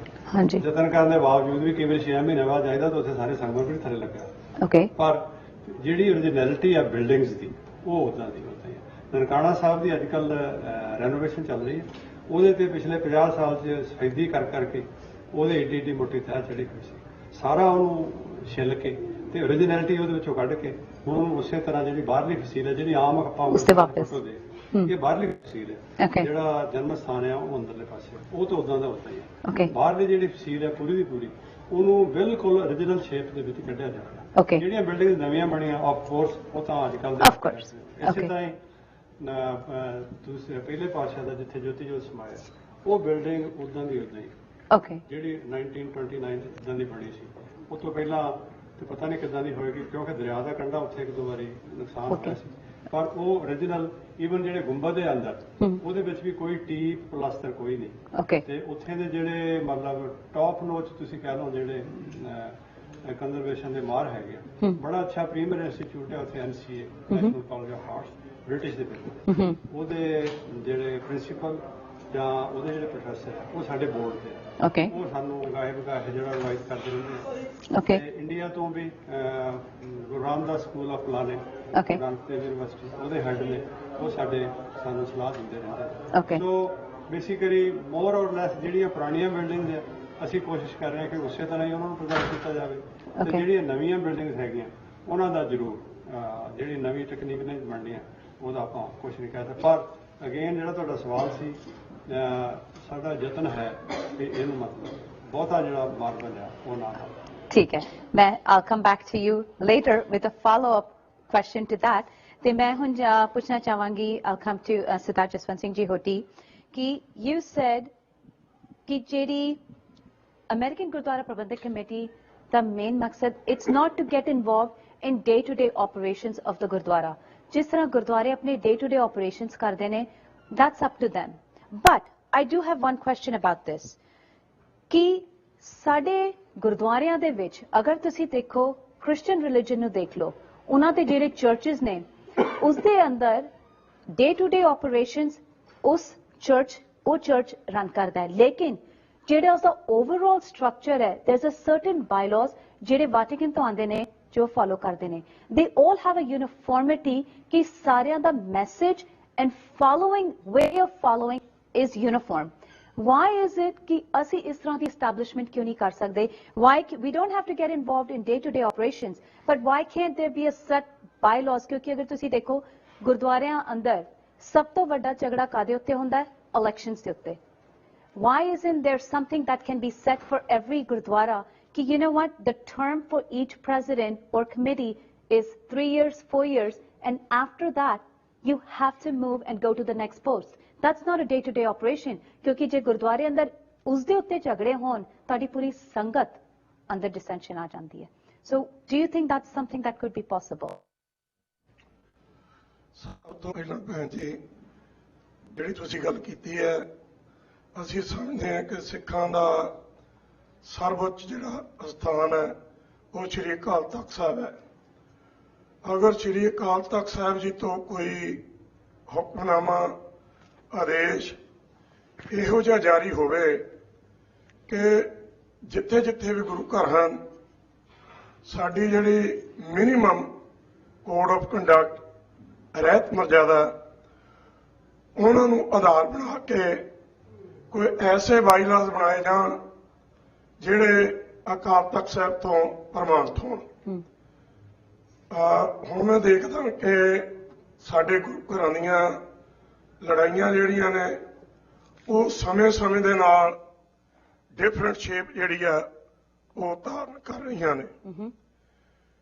ਜਦੋਂ ਵੀ ਕੋਈ ਪ੍ਰਬੰਧਕ ਗੁਰੂ ਘਰ ਸਾਰਦੇ ਨੇ ਤੇ ਉਹ ਬਾਈਲਾਅ ਜਿਹੜੇ ਨੇ ਉਹ ਆਪਣੀ ਮਨਮਰਜ਼ੀ ਦੇ ਜਾਂ ਇਹ ਕਹਿ ਲਈਏ ਕਿ ਰਾਹ ਗੱਡ ਜਿਹਾ ਬਣ ਜਾਂਦਾ ਹੈ। ਕੁਛ ਮਰਜ਼ਾਦਾ ਦਾ ਹਿੱਸਾ ਵਿੱਚ ਅਸੀਂ ਪਾ ਲੈਂਦੇ ਹਾਂ, ਕੁਛ ਇੱਥੋਂ ਦੀ ਨਾਨ ਪ੍ਰਾਪਤ ਕਾਰਪੋਰੇਸ਼ਨ ਦੇ ਅੰਡਰ ਜਿਹੜੇ ਗੁਰੂ ਘਰ ਚੱਲਦੇ ਨੇ ਉਹਦੇ ਕੋਡ ਸਾਡੇ ਤੇ ਲਾਗੂ ਹੁੰਦੇ ਨੇ, ਉਹ ਅਸੀਂ ਖਿਆਲ 'ਚ ਰੱਖਦੇ ਹਾਂ। ਇਹ ਸਾਰੀਆਂ ਚੀਜ਼ਾਂ ਜਿਹੜੀਆਂ ਇਕਸਾਰਤਾ ਨਹੀਂ। ਸੋ ਜਿੰਨੀਆਂ ਵੀ ਇਸ ਵੇਲੇ ਸਾਡੇ ਗੁਰੂ ਘਰਾਂ ਦੇ ਵਿੱਚ ਇਲੈਕਸ਼ਨ ਨੂੰ ਲੈ ਕੇ ਝਗੜੇ ਨੇ, ਜੇ ਮੈਂ 2-4 ਮਿੰਟ ਲਾ ਕੇ ਆਪ ਜੀ ਨੂੰ ਜੋ ਅਸੀਂ ਸੋਚਦੇ ਹਾਂ ਜਾਂ ਆਮ ਸੰਗਤ ਦਾ ਵੱਡਾ ਹਿੱਸਾ ਸੋਚਦਾ ਕਿ ਇਸ ਵੇਲੇ ਕੁਝ ਜਥੇਬੰਦੀਆਂ, ਕੁਝ ਜਿਹੜੇ ਕੌਮ ਦੇ ਸਹਿਰਦਵੀਰ ਨੇ ਜਿਨ੍ਹਾਂ ਦਾ half ਮਿਲੀਅਨ ਬਜਟ ਹੈ, ਉਹ ਇਸ ਗੱਲ ਤੇ ਲੱਗੇ ਹੋਏ ਨੇ ਕਿ ਸਿੱਖੀ ਦੀ ਆਇਡੈਂਟੀ, ਸਿੱਖੀ ਦੀ ਹੋਂਦ ਇਹਨਾਂ ਲੋਕਾਂ ਤੱਕ ਅਸੀਂ ਕਿਵੇਂ ਪਹੁੰਚਾਉਣੀ ਹੈ। ਜਿਵੇਂ ਆਪ ਜੀ ਨੇ ਜ਼ਿਕਰ ਕੀਤਾ ਕੈਨੇਡਾ ਦੀ ਪਾਰਲੀਮੈਂਟ ਦੇ ਵਿੱਚ, ਔਰ 100 ਸਾਲ ਬਾਅਦ ਉਸ ਪਾਰਲੀਮੈਂਟ ਦੇ ਵਿੱਚ ਮਾਫੀ ਮੰਗੀ ਜਾਣੀ ਹੈ। ਪਰ ਜਦੋਂ ਅਸੀਂ ਲੋਕਲ ਘਟਨਾਵਾਂ ਦੇਖਦੇ ਹਾਂ ਤੇ ਉਹ ਸਾਡੇ ਗੁਰੂ ਘਰ ਦੀ ਇੱਕ ਛੋਟੀ ਜਿਹੀ ਜਿਹੜੀ ਲੜਾਈ ਆ ਉਹ ਸਾਰੇ ਉਹ ਕੀਤੇ ਹੋਏ ਕੰਮਾਂ ਤੇ ਪਾਣੀ ਫੇਰ ਦਿੰਦੀ ਹੈ। ਸੋ ਇਸ ਚੀਜ਼ ਨੂੰ ਲੈ ਕੇ ਸਾਨੂੰ ਸ੍ਰੀ ਅਕਾਲ ਤਖਤ ਸਾਹਿਬ ਤੋਂ, ਕਿਉਂਕਿ ਇਸ ਵੇਲੇ ਜ਼ਿਆਦਾ ਪ੍ਰੋਬਲਮ ਜੋ ਸਾਡੇ ਇੰਸਟੀਟਿਊਸ਼ਨ ਨੇ, ਅਕਾਲ ਤਖਤ ਸਾਹਿਬ, ਸ਼੍ਰੋਮਣੀ ਗੁਰਦੁਆਰਾ ਪ੍ਰਬੰਧਕ ਕਮੇਟੀ ਉਹ ਬਹੁਤ ਬੁਰੀ ਤਰ੍ਹਾਂ ਸਿਆਸਤ ਦੇ ਪ੍ਰਭਾਵ ਥੱਲੇ ਨੇ। ਸੋ ਗੁਰੂ ਸਿਧਾਂਤ ਨੂੰ ਅਣਗੌਲਿਆ ਕਰਕੇ ਇੱਕ ਪੋਲੀਟੀਕਲ ਪਾਰਟੀਆਂ ਦੇ ਕਹੇ ਦੇ ਉੱਤੇ ਉਥੋਂ ਪੁਰਾਤਨ ਸਮੇਂ 'ਚ ਹੁਕਮਨਾਮੇ ਜਾਰੀ ਹੋਣੇ ਜਾਂ ਸ਼੍ਰੋਮਣੀ ਕਮੇਟੀ ਨੇ ਸਿੱਖਾਂ ਦੀ ਪਰਿਭਾਸ਼ਾ ਦੱਸਣੀ, ਇਹ ਸਾਰੇ ਕੁਝ ਦੇ ਉੱਤੇ ਜਿਹੜਾ ਪੋਲੀਟੀਕਲ ਇੱਕ ਗਲਬਾ ਪਿਆ ਹੋਇਆ। ਸੋ ਮੈਂ ਸਮਝਦਾ ਕਿ ਜਿਹੜੇ ਵਿਦੇਸ਼ਾਂ ਦੇ ਵਿੱਚ ਸਿੱਖ ਨੇ ਇਹ ਉਸ ਸੋਚ ਤੋਂ ਵੱਖ ਨੇ।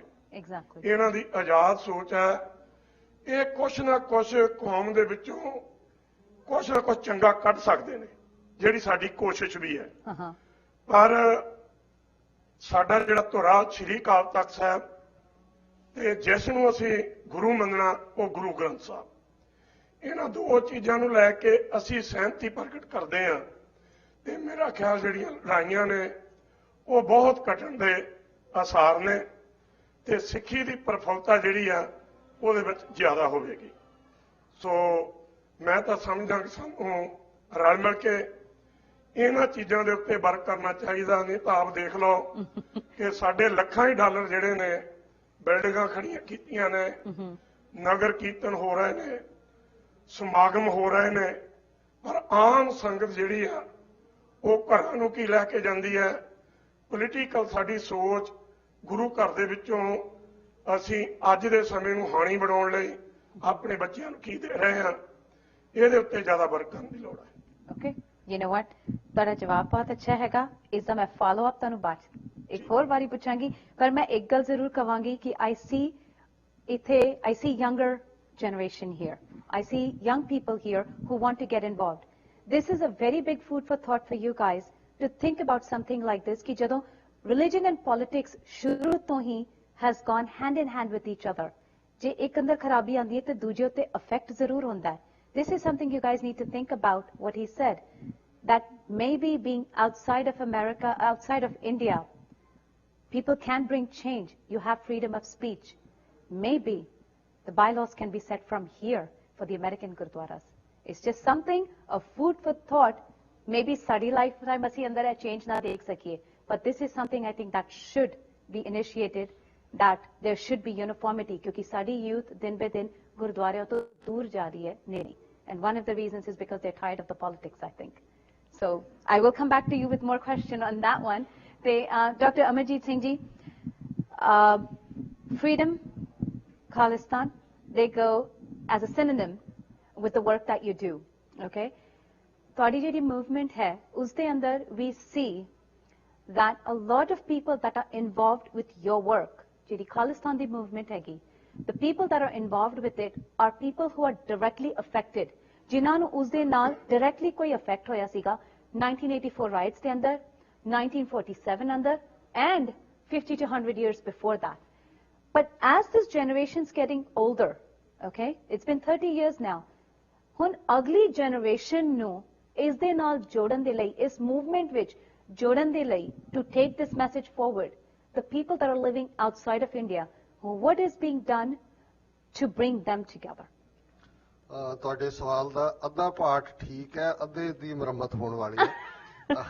ਠੀਕ ਪਾਰਟ ਇਹ ਹੈ ਕਿ ਜੇ ਅਸੀਂ ਪੰਜਾਬ ਦੇ ਕੰਟੈਕਸਟ ਦੇਖੀਏ, ਇਹਦੇ 'ਚ ਕੋਈ ਸ਼ੱਕ ਨਹੀਂ, ਜਿਹੜੇ ਗਦਰੀ ਬਾਬਿਆਂ ਦੇ ਟੱਬਰ ਨੇ ਜਿਨ੍ਹਾਂ ਨੇ ਅਕਾਲੀ ਮੋਰਚਿਆਂ 'ਚ ਸ਼ਹੀਦੀਆਂ ਦਿੱਤੀਆਂ, ਬੱਬਰ ਅਕਾਲੀਆਂ ਦੇ ਪਰਿਵਾਰ ਨੇ, ਖਾਲਿਸਤਾਨ ਦੇ ਸੰਘਰਸ਼ ਬਹੁਤ ਸਾਰੇ ਇਲਾਕੇ ਵੀ ਈਵਨ ਜਿਨ੍ਹਾਂ ਪਿੰਡਾਂ ਦੇ ਵਿੱਚ ਇਹ ਸ਼ਹੀਦ ਬਾਬੇ ਹੋਏ, ਉਹਨਾਂ 'ਚੋਂ ਬਹੁਤ ਸਾਰੇ ਨੌਜਵਾਨ ਸਿੰਘ ਸਿੰਘਣੀਆਂ ਖਾਲਿਸਤਾਨ ਦੇ ਸੰਘਰਸ਼ 'ਚ ਆਏ। ਔਰ ਮੈਨੂੰ ਲੱਗਦਾ ਹੈ ਵੀ ਸ਼ਾਇਦ ਆਉਣ ਵਾਲੇ ਪੀਰੀਅਡ 'ਚ ਕੋਈ PhD ਕਰਨ ਵਾਲਾ ਡਾਟਾ ਕਲੈਕਟ ਕਰਕੇ ਦੇਖੇਗਾ ਕਿ ਕਿਵੇਂ ਉਹਨਾਂ ਇਲਾਕਿਆਂ ਨੇ ਜਿਨ੍ਹਾਂ ਦੇ ਵਿੱਚ ਇਹੋ ਜਿਹੇ ਸ਼ਹੀਦ ਸਨ, ਯੋਧੇ ਸਨ, ਉਹਨਾਂ ਨੇ ਪ੍ਰਭਾਵਿਤ ਕੀਤਾ। ਬਾਹਰਲੇ ਮੁਲਕਾਂ ਦੇ ਹਵਾਲੇ ਨਾਲ ਮੈਂ ਸਮਝਦਾ ਵੀ ਅੱਜ ਜਦੋਂ ਇੰਡੀਅਨ ਮੀਡੀਆ ਇਹ ਕਹਿ ਰਿਹਾ ਹੁੰਦਾ ਹੈ ਕਿ ਜੀ ਯੰਗ ਸਿੱਖਸ ਹੂ ਵਰ born after June 1984 they are being brain washed, ਤੇ that shows hour success.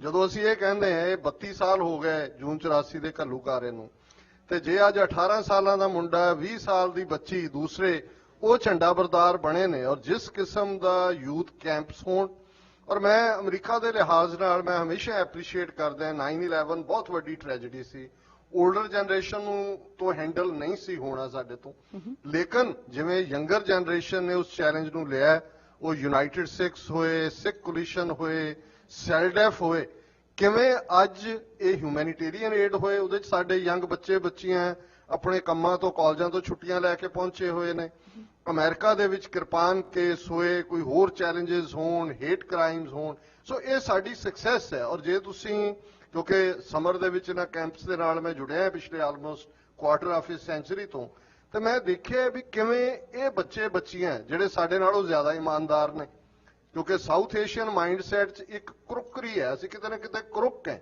ਕਨਵੋਲੂਟਡ mind ਹੈ ਇਹ ਇੱਕ ਇਮਾਨਦਾਰ ਕਲਚਰ ਹੈ ਇਮਾਨਦਾਰ ਕਲਚਰ ਦੀ ਔਰ ਸਿੱਖੀ ਦਾ ਬੀਜ ਇੱਕ ਇਮਾਨਦਾਰੀ ਦੀ ਜ਼ਮੀਨ ਦੇ ਉੱਤੇ ਹੀ ਫਲਦਾ ਫੁੱਲਦਾ ਔਰ ਮੈਂ ਦੇਖ ਰਿਹਾ ਵੀ ਇਹ ਸੱਚਮੁੱਚ ਦੇ ਝੰਡਾ ਬਰਦਾਰ ਨੇ ਔਰ ਅੱਜ ਜਿਸ ਤਰੀਕੇ ਨਾਲ ਚੇਂਜ ਜਿਹੜੀ ਅਸੀਂ ਦੇਖ ਰਹੇ ਹਾਂ ਜਿਹੜੀ ਬਹੁਤ ਸਾਰੀ ਲੌਬੀ ਦਾ ਅਸੀਂ ਜ਼ਿਕਰ ਕੀਤਾ ਹੈ ਉਹਦੇ ਵਿੱਚ ਬਹੁਤ ਵੱਡੀ ਕੰਟਰੀਬਿਊਸ਼ਨ ਯੰਗਰ ਜਨਰੇਸ਼ਨ ਦੀ ਹੈ ਸੋ ਮੈਂ ਸਮਝਦਾ ਕਿ ਵੀ ਉਹ ਸ਼ਬਦਾਂ 'ਚ ਇਕਬਾਲ ਦੇ ਕਿ ਇਹ ਜਿਹੜੀ ਗੱਲ ਹੈ ਕਿ ਵੀ ਇਹ ਵੀ ਨਹੀਂ ਹੈ ਕਿ ਸਾਡੀ ਜ਼ਮੀਨ ਜ਼ਰਖੇਜ਼ ਨਹੀਂ ਹੈ ਜ਼ਰਾ ਜ਼ਮੀਨ 'ਚ ਨਮੀ ਹੋਣੀ ਚਾਹੀਦੀ ਹੈ ਤੇ ਇਹ ਬੜੀ ਜ਼ਰਖੇਜ਼ ਹੈ ਔਰ ਸਾਡੀਆਂ ਯੰਗਰ ਜਨਰੇਸ਼ਨਸ ਨੇ ਮੈਂ ਸਮਝਦਾ ਵੀ ਜਿਸ ਤਰੀਕੇ ਨਾਲ ਖਾਲਿਸਤਾਨ ਦੇ ਝੰਡੇ ਨੂੰ ਫੜਿਆ ਪਰਚਮ ਨੂੰ ਫੜਿਆ ਔਰ ਸਾਰੇ ਆਸਪੈਕਟ ਹਿਊਮੈਨਿਟੇਰੀਅਨ ਏਡ ਤੋਂ ਲੈ ਕੇ ਲੀਗਲ ਇਹ ਸਾਡੇ ਲਈ ਹੋਪ ਹੈ ਔਰ ਮੈਂ ਇਸ ਬਾਰੇ ਬਹੁਤ ਆਸਵੰਦ ਹੈ ਔਰ ਮੈਨੂੰ ਲੱਗਦਾ ਹੈ ਕਿ ਇਹ ਜਿਹੜਾ ਸਿੱਖੀ ਦਾ ਬੂਟਾ ਹੈ ਜਿਹੜਾ ਹਜ਼ਾਰਾਂ ਮੀਲ ਦੂਰ ਆ ਕੇ ਜਿਹਨੇ ਇੰਨੇ ਚੈਲੰਜ ਦੇਖੇ ਕਾਮਾਗਾਟਾ ਮਾਰੂ ਨਾਲ ਜੁੜਿਆ ਹੋਇਆ ਕਈ ਕੁਝ ਔਰ ਇੱਥੋਂ ਦੀ ਧਰਤੀ ਨਾਲ ਜੁੜਿਆ ਹੋਇਆ ਕਈ ਕੁਝ ਅੱਜ ਬਰਾਬਰ ਫਲਦਾਇਕ ਹੈ ਔਰ ਗੁਰੂ ਨਾਨਕ ਦੇ 30 ਮਿਲੀਅਨ ਬੱਚੇ ਬੱਚੀਆਂ ਜਿੱਥੋਂ ਸੂਰਜ ਚੜ੍ਹਦਾ ਹੈ ਜਰਮਨ ਦੇ ਟੋਕੀਓ ਉੱਥੇ ਵੀ ਗੁਰੂ ਦਾ ਕੇਸਰੀ ਨਿਸ਼ਾਨ ਲਹਿਰਾਉਂਦਾ ਹੈ ਤੇ ਜਿੱਥੇ ਸੂਰਜ ਆ ਕੇ ਵੈਨਕੂਵਰ 'ਚ ਡੁੱਬਦਾ ਹੈ ਕੈਨੇਡਾ ਦੇ ਵਿੱਚ ਉੱਥੇ ਵੀ ਗੁਰੂ ਦਾ ਪਰਚਮ ਲਹਿਰਾਉਂਦਾ ਹੈ ਇਹ ਸਾਡੀ ਸਕਸੈਸ ਹੈ ਔਰ ਅਸੀਂ ਫਾਰਵਰਡ ਮੂਵ ਕਰ ਰਹੇ ਹਾਂ no doubt about it That's very good to hear because we need the younger generation involved in it ਤੇ ਹਰਪ੍ਰੀਤ ਜੀ ਤੁਸੀਂ ਮੈਨੂੰ ਪਹਿਲਾਂ ਦੱਸਿਆ ਸੀਗਾ ਕਿ ਜਿਹੜੀ movement the way you see people getting involved in your caucus most of the people that are involved in it are from California side west coast side though we hate crime attacks ਜਿਹੜੇ recent times ਅੰਦਰ ਅਗਰ ਦੇਖਿਆ ਜਾਏ there are more hate crime attacks on the west coast and California side than anywhere else in the country ਤਾਂ ਉਸ ਦੇ ਨਾਲ ਅਗਰ ਅਸੀਂ ਸੋਚੀਏ there are also hate crimes attacks happening in New York on very big scales okay last year the year before there were a couple of incidents back to back life threatening incidents ਤੁਹਾਨੂੰ ਕਿਉਂ ਲੱਗਦਾ ਹੈਗਾ ਕਿ though everything is happening in DC in Washington DC to bring a change it's only the west coast that's getting involved why is it that the Sikhs from Washington DC from New York from Chicago all kyun nahi involved ho rahe is there not enough push from the caucus on those areas I think I maybe misspoken on that one. Okay. There is a push from all those states. Okay. It was just that because we have a larger population, we have more people represented. Okay. So, and also, the American states the lowest hanging fruit. Okay. Okay, ਉਹਦੇ ਕਰਕੇ California ਸ਼ੁਰੂ ਹੋਇਆ. Right now, New York ਵਾਲੇ ਪਾਸੋਂ ਵਧ ਰਹੇ ਨੇ. Indiana, Michigan, Texas ਵਾਲੇ ਪਾਸੋਂ ਕਾਂਗਰਸ ਬਣਾ ਰਹੇ ਨੇ. Okay. So it's growing. Okay. So it's not just, for that reason, it was just California. Okay. But the other important thing is that, you know, ਕਿ Sikh caucus ਵਾਲੇ ਤੁਸੀਂ ਗੱਲ ਕਰਦੇ ਹੋ, on the terms of key expectation ਹੈਗੀਆਂ ਨੇ American politics ਹੈਗਾ ਕਿ ਜਿਹੜੇ federal government okay it moves slowly but when it moves it creates big waves of course so American government caucus ਵੱਲੋਂ ਜਿਹੜੇ ਅਸੀਂ ਮੁੱਦੇ ਲਿਆ ਰਹੇ ਹਾਂ ਉਹ it's a slow process ਹੈਗਾ ਪਰ ਉਹਦਾ effect ਜ਼ਿਆਦਾ ਹੁੰਦਾ ਹੈ ਪਰ there are emergencies for instance ਜਦੋਂ ਕਿ hate crime ਹੁੰਦਾ ਹੈ why ਤੁਹਾਡਾ ਇਹ ਵੀ question ਸੀ ਕਿਉਂ ਇੱਥੇ ਜ਼ਿਆਦਾ versus other states ਅਮਰੀਕਨ ਦਾ ਵੀ ਤਰੀਕਾ ਕਿ ਜਦੋਂ ਇੱਕ ਪਿੰਡ 'ਚ ਕੋਈ ਨਵਾਂ ਆਉਂਦਾ ਬੰਦਾ ਬੜੇ ਖੁਸ਼ੀ ਨਾਲ ਮਿਲਦੇ ਉਹਨੂੰ ਤਾਂ 2 ਜਿਹਦੇ 4 ਜਿਹਦੇ ਸੋਚਦਾ ਕਿ ਇਹਦਾ ਵਧੀ ਜਾ ਰਹੇ ਨੇ ਤੇ ਜਦੋਂ ਪਿੰਡ ਅੱਧਾ ਹੋ ਜਾਂਦਾ ਫਿਰ ਉਹਨੂੰ ਘਬਰਾਹਟ ਪੈ ਜਾਂਦੀ ਹੈ same with the California and other things there's such a large population or reactive is more against us sadly so that's one of the things I think is the reason ਕਿ population ਦੇ ਹਿਸਾਬ ਨਾਲ they react a lot more and sadly that on some of the reactions ਜਿਹੜੇ ਕਿ caucus ਨੇ ਕੀਤਾ when Wisconsin the tragedy hui 9/11 the baad tragedy huiyan Congress acted on those on Sacramento do apne bujurg mare gaye Fresno ch mare gaye aise apna Sikh dekhte hamla hoya right away members of Congress spoke out but it's not enough to speak out the action is ki federal government wallo FBI wallo and other sources imply ਕਰਦੇ ਨੇ ਕਿ ਜਿਹੜੇ local principality ਨੂੰ ਮਿਲ ਜਾਂਦੇ ਨੇ. So the effect is top down, Okay. but the reaction is from bottom up from the public. Okay. So it is reactive. And one of the most important part is, let's take example, this is Guru Karde Sangat te. ਜਦੋਂ ਆਪਨੇ ਪਤਾ ਕਿ ਬਾਬਾ ਸੂਰਜ ਸਿੰਘ ਹੁਣੀ ਉੱਥੇ ਗਏ ਸੀ ਤਾਂ ਉਹਨਾਂ ਦੇ ਬੇਟੇ ਰਵਜੀਤ ਸਿੰਘ ਹੁਣੀ ਜਿਹੜੇ ਕਿ ਆਪਾਂ ਉੱਥੇ ਗਏ ਸੀ ਉਹਨਾਂ ਨੂੰ ਫੜ ਲਿਆ ਸਕਿਆ ਸੀ. Obviously the community, he is a citizen of the United States, and Bapu Suraj Singh is a green card holder. Right away caucus ਨੂੰ ਪੁੱਛਿਆ ਗਿਆ ਕਿ do something about it. ਹਾਲੀ ਕੇ ਪਰਿਵਾਰ ਨੇ ਵੀ ਇਨਫੋਰਮ ਕਰ ਦਿੱਤਾ ਸੀ. It was needed reaction ਥੋੜਾ ਟਾਈਮ ਸੀ, ਪਰ Congress works a little slower. ਫਿਰ ਵੀ caucus head ਨੇ ਕਿਹਾ ਕਿ who is the representative, ਜਿਹੜੇ ਕਿ Congressman Jerry McNerney ਇੱਥੋਂ ਦੇ ਹੈਗੇ ਸੀ. ਉਹਨਾਂ ਦੇ through and caucus member ਦਾ ਇੱਕ ਚਿੱਠੀ ਲਿਖੀ ਗਈ ਹੈ right away for Secretary Kerry ਨੂੰ. 2 ਦਿਨਾਂ ਬਾਅਦ from Delhi ਉਹਨਾਂ ਨੇ 2 ਨੁਮਾਇੰਦੇ ਭੇਜੇ ਗਏ ਕਿ ਕੀ ਹੋ ਰਿਹਾ ਉੱਥੇ, and 2 days later ਉਹ ਰਿਲੀਜ਼ ਕੀਤੇ ਗਏ ਸੀ. So the power is there, but it's all based on how you interact with that. Okay. And I'll come back, perhaps you want to move on, but what the kids do, what the younger generation is phenomenal. Most ਜਿਹੜੇ ਇਸ ਵੇਲੇ ਆਪਣੇ elected official ਤੁਸੀਂ ਬੋਲੇ mayor ਸਾਹਿਬ ਹੈਗੇ ਨੇ ਹੋਰ ਨੇ, it's the first generation, but the beauty is that the second generation is going to grow large. ਹੁਣ ਆਪਣੇ ਇੱਥੇ ਬੱਚੇ ਪੜ੍ਹ ਰਹੇ ਨੇ, it's no longer ਕਿ ਹਾਂ doctor engineer ਪੜ੍ਹੋ, they're getting into politics as well. Yes.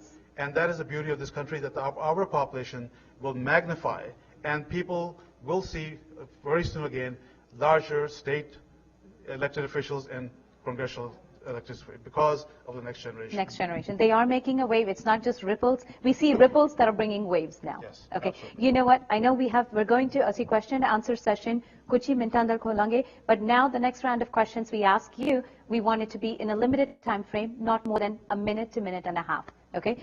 I will come to you first. You said that the young generation, Yes. okay, the programs and stuff that you're doing. Tell us a little bit more about that so people can also get involved with it. So as ਵੇਲੇ ਜਿਹੜੇ ਕਿ ਆਪਣਾ headquarters ਹੈਗਾ DC ਚ, ਪਿਛਲੇ ਸਾਲ 2 ਬੱਚੇ ਆਏ ਸੀ, and along with other civil, for instance Saldaf, ਉਹਨਾਂ ਦਾ ਬੜਾ ਮੇਜਰ ਪ੍ਰੋਗਰਾਮ ਹੈਗਾ ਕਿ young ਬੱਚਿਆਂ ਨੂੰ ਲਿਆਓ ਮੈਂਬਰ ਆਫ ਕਾਂਗਰਸ ਚ ਆਪਣੇ ਕੰਮ ਕਰਨ. We are also moving in that direction ਕਿਉਂਕਿ ਸਾਡੀ relationship is more than because they're civil, but we are political. So we're bringing more and more kids who will stay with us, work with members of Congress. ਬੜੀ curious ਚੀਜ਼ ਹੈਗੀ, ਜਦੋਂ ਤੁਸੀਂ ਕਾਂਗਰਸ ਜਾਓ ਕੋਈ ਵੀ ਮੁੱਦਾ ਲੈ ਕੇ ਕੋਈ ਆਵੇ ਤਾਂ ਪਹਿਲੀ ਗੱਲ ਹੁੰਦੀ ਕਿ ਹਾਂ ਤੁਹਾਨੂੰ ਮਿਲਦੇ ਨੇ ਬੰਦੇ. ਜੇ ਤੁਹਾਡਾ ਮੁੱਦਾ ਕਾਂਗਰਸਮੈਨ ਤੱਕ ਪਹੁੰਚਦਾ ਨਹੀਂ ਜਦੋਂ ਤੱਕ ਸਟਾਫ ਡਿਸਾਈਡ ਕਰ ਦਿੰਦਾ ਕਿ ਇਹਨੂੰ ਜਾਣ ਦੇਣਾ ਕਿ ਨਹੀਂ ਜਾਣ ਦੇਣਾ. ਐਂਡ ਜੇ ਕਹਿ ਲਓ ਕੋਈ ਇਸ਼ੂ ਆਵੇ ਸਿੱਖਾਂ ਦਾ ਇੰਡੀਆ ਬਾਰੇ, ਜੇ ਉੱਥੇ ਸਟਾਫ ਉਹ ਜਿਹਾ ਹੋਵੇ ਉਹਨੂੰ ਕਹਿੰਦੇ ਕਿ ਹਾਂ ਨਾ ਤੁਸੀਂ ਇੰਡੀਆ ਨੂੰ ਤੁਸੀਂ ਦੱਸੋ ਇਹਦੇ ਬਾਰੇ, and they can cut it out or they can propagate it. And that's what's happening. ਕਈ issues ਹੁੰਦੇ ਨੇ ਕਿ ਜਿਹੜੇ ਕਿ ਉੱਥੇ ਖਤਮ ਕਰ ਦਿੱਤੇ ਨੇ. We want our children to be in that position, ਜਿਹੜੇ ਕਿ ਕਹਿ ਸਕਣ this is genuine, this is a concern for the people, and they should move forward to the congressman. Okay. So it is important that the youth get involved. They're sitting in a position in Congress to make that decision happen. Okay. So then I will ask you on a last note, how can they get involved? It's very simple. Just email to us, info@seekcaucus.org. We will make sure that ਜਦੋਂ ਤੁਹਾਡੇ summer ਛੁੱਟੀਆਂ ਹੋਣ or winter, come and we will put you into members of Congress, definitely in 48 members that we have, to be a member of the internship ਤੁਹਾਨੂੰ ਮਿਲੂਗੀ, and maybe we can also will provide a place to stay for that duration. Sometimes they're short, sometimes they're long, but they will be within and learning what's happening in Congress. But not just in Congress, they also have local offices. Okay. So ਸਾਰਿਆਂ ਨੂੰ ਇਹ ਨਹੀਂ ਕਿ ਉੱਥੇ DC ਜਾਣਾ ਪੈਣਾ. They can also do it right here in their congressional districts, Okay. which is important. Great. Thank you so much. Hotiji, I have to come now next to you. I'm going to ask you a question. What kind of a push for women involvement in this Prabandhak Committee, the American Gurdwara Prabandhak Committee under women de lai, aurਤਾਂ de lai, ladies de lai, what is it that the organization is doing to bring women to the forefront? ਕਿਉਂਕਿ ਅਸੀਂ ਅੱਜ ਸਵੇਰੇ ਕਿਸੇ ਨਾਲ ਬਾਹਰ ਗੱਲ ਹੋ ਰਹੀ ਸੀ ਕਿ ਜਿਹੜੇ ਵੀ ਗੁਰਦੁਆਰਿਆਂ ਤੇ ਦੇਖੋ, most of the managing members and directors are men. Why is it that either the committees are not pulling women, or why is it that the women are not coming forward? There's still a pushback. So what kind of ramps or thoughts do you have on that? ਸਾਨੂੰ ਇਹਦੇ ਲਈ ਜੀ lobbying ਕਰਨੀ ਪਊਗੀ ਸੰਗਤ ਦੇ ਵਿੱਚ ਜਾ ਕੇ. ਬਹੁਤ ਜਗ੍ਹਾ ਦੇ ਉੱਤੇ ਬੀਬੀਆਂ ਜਿਹੜੀਆਂ ਉਹ ਮੋਰੇ ਨਹੀਂ ਆਉਂਦੀਆਂ, ਔਰ ਜਿਸ ਗੁਰੂ ਘਰ ਦੇ ਵਿੱਚ ਸਿਲੈਕਸ਼ਨ ਹੈ ਉੱਥੇ ਬੜਾ ਸੌਖਾ ਕਿ ਬੀਬੀਆਂ ਨੂੰ ਮੋਰੇ ਲਿਆਉਣਾ. ਜਿੱਥੇ ਇਲੈਕਸ਼ਨ ਹੈ ਸਾਡੇ ਗੁਰੂ ਘਰਾਂ ਦਾ ਮਾਹੌਲ ਇਦਾਂ ਦਾ ਬਣ ਚੁੱਕਾ ਕਿ ਕਈ ਵਾਰੀ ਬੀਬੀਆਂ ਮੋਹਰੇ ਆਉਣ ਤੋਂ ਕੰਨੀ ਕਤਰਾ ਜਾਂਦੀਆਂ। ਪਰ ਲੇਟਲੀ ਜਿੱਥੇ ਸਾਡਾ ਇਲਾਕਾ ਉਹਦੇ ਵਿੱਚ ਇਲੈਕਸ਼ਨ ਹੋਈ ਸੀ ਤੇ ਤਕਰੀਬਨ 3-4 ਬੀਬੀਆਂ ਨੂੰ ਉਹਦੇ ਵਿੱਚ ਖੜੇ ਵੀ ਕੀਤਾ ਸੀ ਕਿ ਤੁਸੀਂ ਆਓ ਇਲੈਕਸ਼ਨ ਲੜੋ। ਕਹਿਣ ਤੋਂ ਭਾਵ ਪੁੱਛ ਇਹੀ ਆ ਕਿ ਜਿੰਨਾ ਕੋਈ ਅਸੀਂ ਆਪਣੀ ਹਫ਼ਤਾਵਾਰੀ ਪ੍ਰੋਗਰਾਮ 'ਚ ਇਹ ਅਨਾਉਂਸ ਕਰ ਸਕਦੇ ਹਾਂ, ਬੀਬੀਆਂ ਨੂੰ ਇਨਕਰੇਜ ਅਸੀਂ ਕਰ ਸਕਦੇ ਹਾਂ ਕਿ ਉਹਨਾਂ ਨੂੰ ਹੌਸਲਾ ਅਫਜ਼ਾਈ ਦੇ ਕੇ। ਔਰ ਮੇਰਾ ਖਿਆਲ ਹੈ ਬਹੁਤ ਜਗ੍ਹਾ ਦੇ ਉੱਤੇ ਜਿਹੜੀਆਂ ਸਾਡੀਆਂ ਜੰਗ ਬੱਚੀਆਂ ਨੇ ਉਹ ਇਸ ਪਾਸੇ ਨੂੰ ਤੁਰੀਆਂ ਹੋਈਆਂ ਨੇ। ਸੋ ਲੋੜ ਆ ਕਿ ਉਹਨਾਂ ਨੂੰ ਹੋਰ ਹੌਸਲਾ ਅਫਜ਼ਾਈ ਦੇਣ ਦੀ, ਉਹਨਾਂ ਨੂੰ ਮੋਹਰੇ ਕਰਕੇ ਜਿੰਨੇ ਵੀ ਸਾਡੇ ਸਮਾਗਮ ਹੁੰਦੇ ਨੇ ਉਹਨਾਂ ਦੇ ਵਿੱਚ ਉਹਨਾਂ ਦੀ ਸ਼ਮੂਲੀਅਤ ਕੀਤੀ ਜਾਵੇ। ਮੇਰਾ ਖਿਆਲ ਆ ਕਿ ਫਰਕ ਪੈ ਸਕਦਾ। I think ਹੋ ਸਕਦਾ ਹੈ ਇੱਕ ਇਸ ਤਰ੍ਹਾਂ ਦਾ ਵੀ ਪ੍ਰੋਗਰਾਮ ਹੋਣਾ ਚਾਹੀਦਾ ਹੈ ਜਿੱਥੇ ਅਸੀਂ ਯੂਨੀਫਾਰਮਿਟੀ ਦੀ ਗੱਲ ਕਰ ਰਹੇ ਹਾਂ ਕਿ ਸਾਰੇ ਗੁਰਦੁਆਰਿਆਂ ਦੇ ਲਈ ਇੱਕ ਯੂਨੀਫਾਰਮ ਪ੍ਰੋਗਰਾਮ ਹੋਣਾ ਚਾਹੀਦਾ ਹੈ। ਇਲੈਕਸ਼ਨਸ ਦੇ ਵਿੱਚ there should be such a requirement ਕਿ there has to be ਇੰਨੀ members, certain amount of members have to be women who have to stand in for the elections. Just a thought. That's something, maybe when we're doing the bylaws and things, that's something that we can bring forward also. Pritpal ji, I have a next question for you. Ki, like you said, yes, ਜਿਹੜੀ construction ਉੱਥੇ ਹੋ ਰਹੀ ਹੈ ਉਸ ਦੇ ਅੰਦਰ marble and everything is coming through. But ਉਸ ਦੇ ਨਾਲ I also want to know ਕਿ when you talk about the changes that are happening, ਉਸ ਦੇ ਅੰਦਰ is there a lot of influence coming from Indian government or Punjab government for the changes ਜਿਹੜੇ ਹੋ ਰਹੇ ਨੇ ਇਹਨਾਂ ਗੁਰਦੁਆਰਿਆਂ ਦੇ ਵਿੱਚ? ਕਿਉਂਕਿ ਉਸ ਦੇ ਨਾਲ ਜਿਹੜਾ ਪਾਕਿਸਤਾਨ ਕੰਟਰੋਲ ਬੋਰਡ ਹੈਗਾ ਗੁਰਦੁਆਰਿਆਂ ਦਾ, okay, do they lose the power that they have to bring these changes about? Is they under, what is the interference or what is the say from Indian and Punjab government ਕਿ ਉਹਨਾਂ ਦਾ ਉਨਾ ਹੀ ਹੱਕ ਹੈ ਬੋਲਣ ਵਿੱਚ ਜਿੰਨਾ ਬਾਹਰ ਦੇ ਜਿਸ ਤਰ੍ਹਾਂ ਆਪ ਹੋ ਗਏ the advisory board ਜਿਹੜੇ ਬਾਹਰ ਦੇ ਲੋਕ ਨੇ, do they have as much strong say as the people from India? SGPC ਦਾ ਜਿੱਥੇ ਤੱਕ ਸੰਬੰਧ ਹੈ zero involvement, okay, no influence, okay, at least. ਪਰ ਉਹਨਾਂ ਨਾਲ ਗੱਲਬਾਤ ਕੀਤੀ ਜਾਂਦੀ ਹੈ, ਉਹਨਾਂ ਨੂੰ ਬਿਠਾ ਕੇ ਪੂਰੇ ਮਾਣ ਸਤਿਕਾਰ ਨਾਲ ਸੱਦਿਆ ਜਾਂਦਾ, ਪਰ ਇਨਫਲੂਐਂਸ ਉਹਨਾਂ ਦਾ ਕੋਈ ਨਹੀਂ ਹੈਗਾ। ਜਿਹੜੀ ਲੋਕਲ ਸੰਗਤ ਹੈ ਸਾਡੀ ਉੱਥੇ ਸਾਰੇ ਪਾਕਿਸਤਾਨ 'ਚ ਕੋਈ 15,000 ਦੇ ਕਰੀਬ ਇਸ ਵੇਲੇ ਲੋਕ ਹੋਣਗੇ। ਪਿਛਲੇ ਕਿਉਂਕਿ ਪਾਰਟੀਸ਼ਨ ਤੋਂ ਬਾਅਦ ਉੱਥੇ ਕੋਈ ਫੈਮਿਲੀ ਰਹੀ ਨਹੀਂ ਸੀ, ਇਹ ਮੋਸਟਲੀ ਟਰਾਈਬਲ ਏਰੀਆ 'ਚ ਚਲੇ ਗਏ ਸੀਗੇ ਤੇ ਉੱਥੋਂ ਹੁਣ ਪਸ਼ਾਵਰ ਦੇ ਰਸਤੇ ਪੰਜਾਬ ਇਹ ਐਸਟੈਬਲਿਸ਼ ਹੋ ਰਹੇ ਨੇ।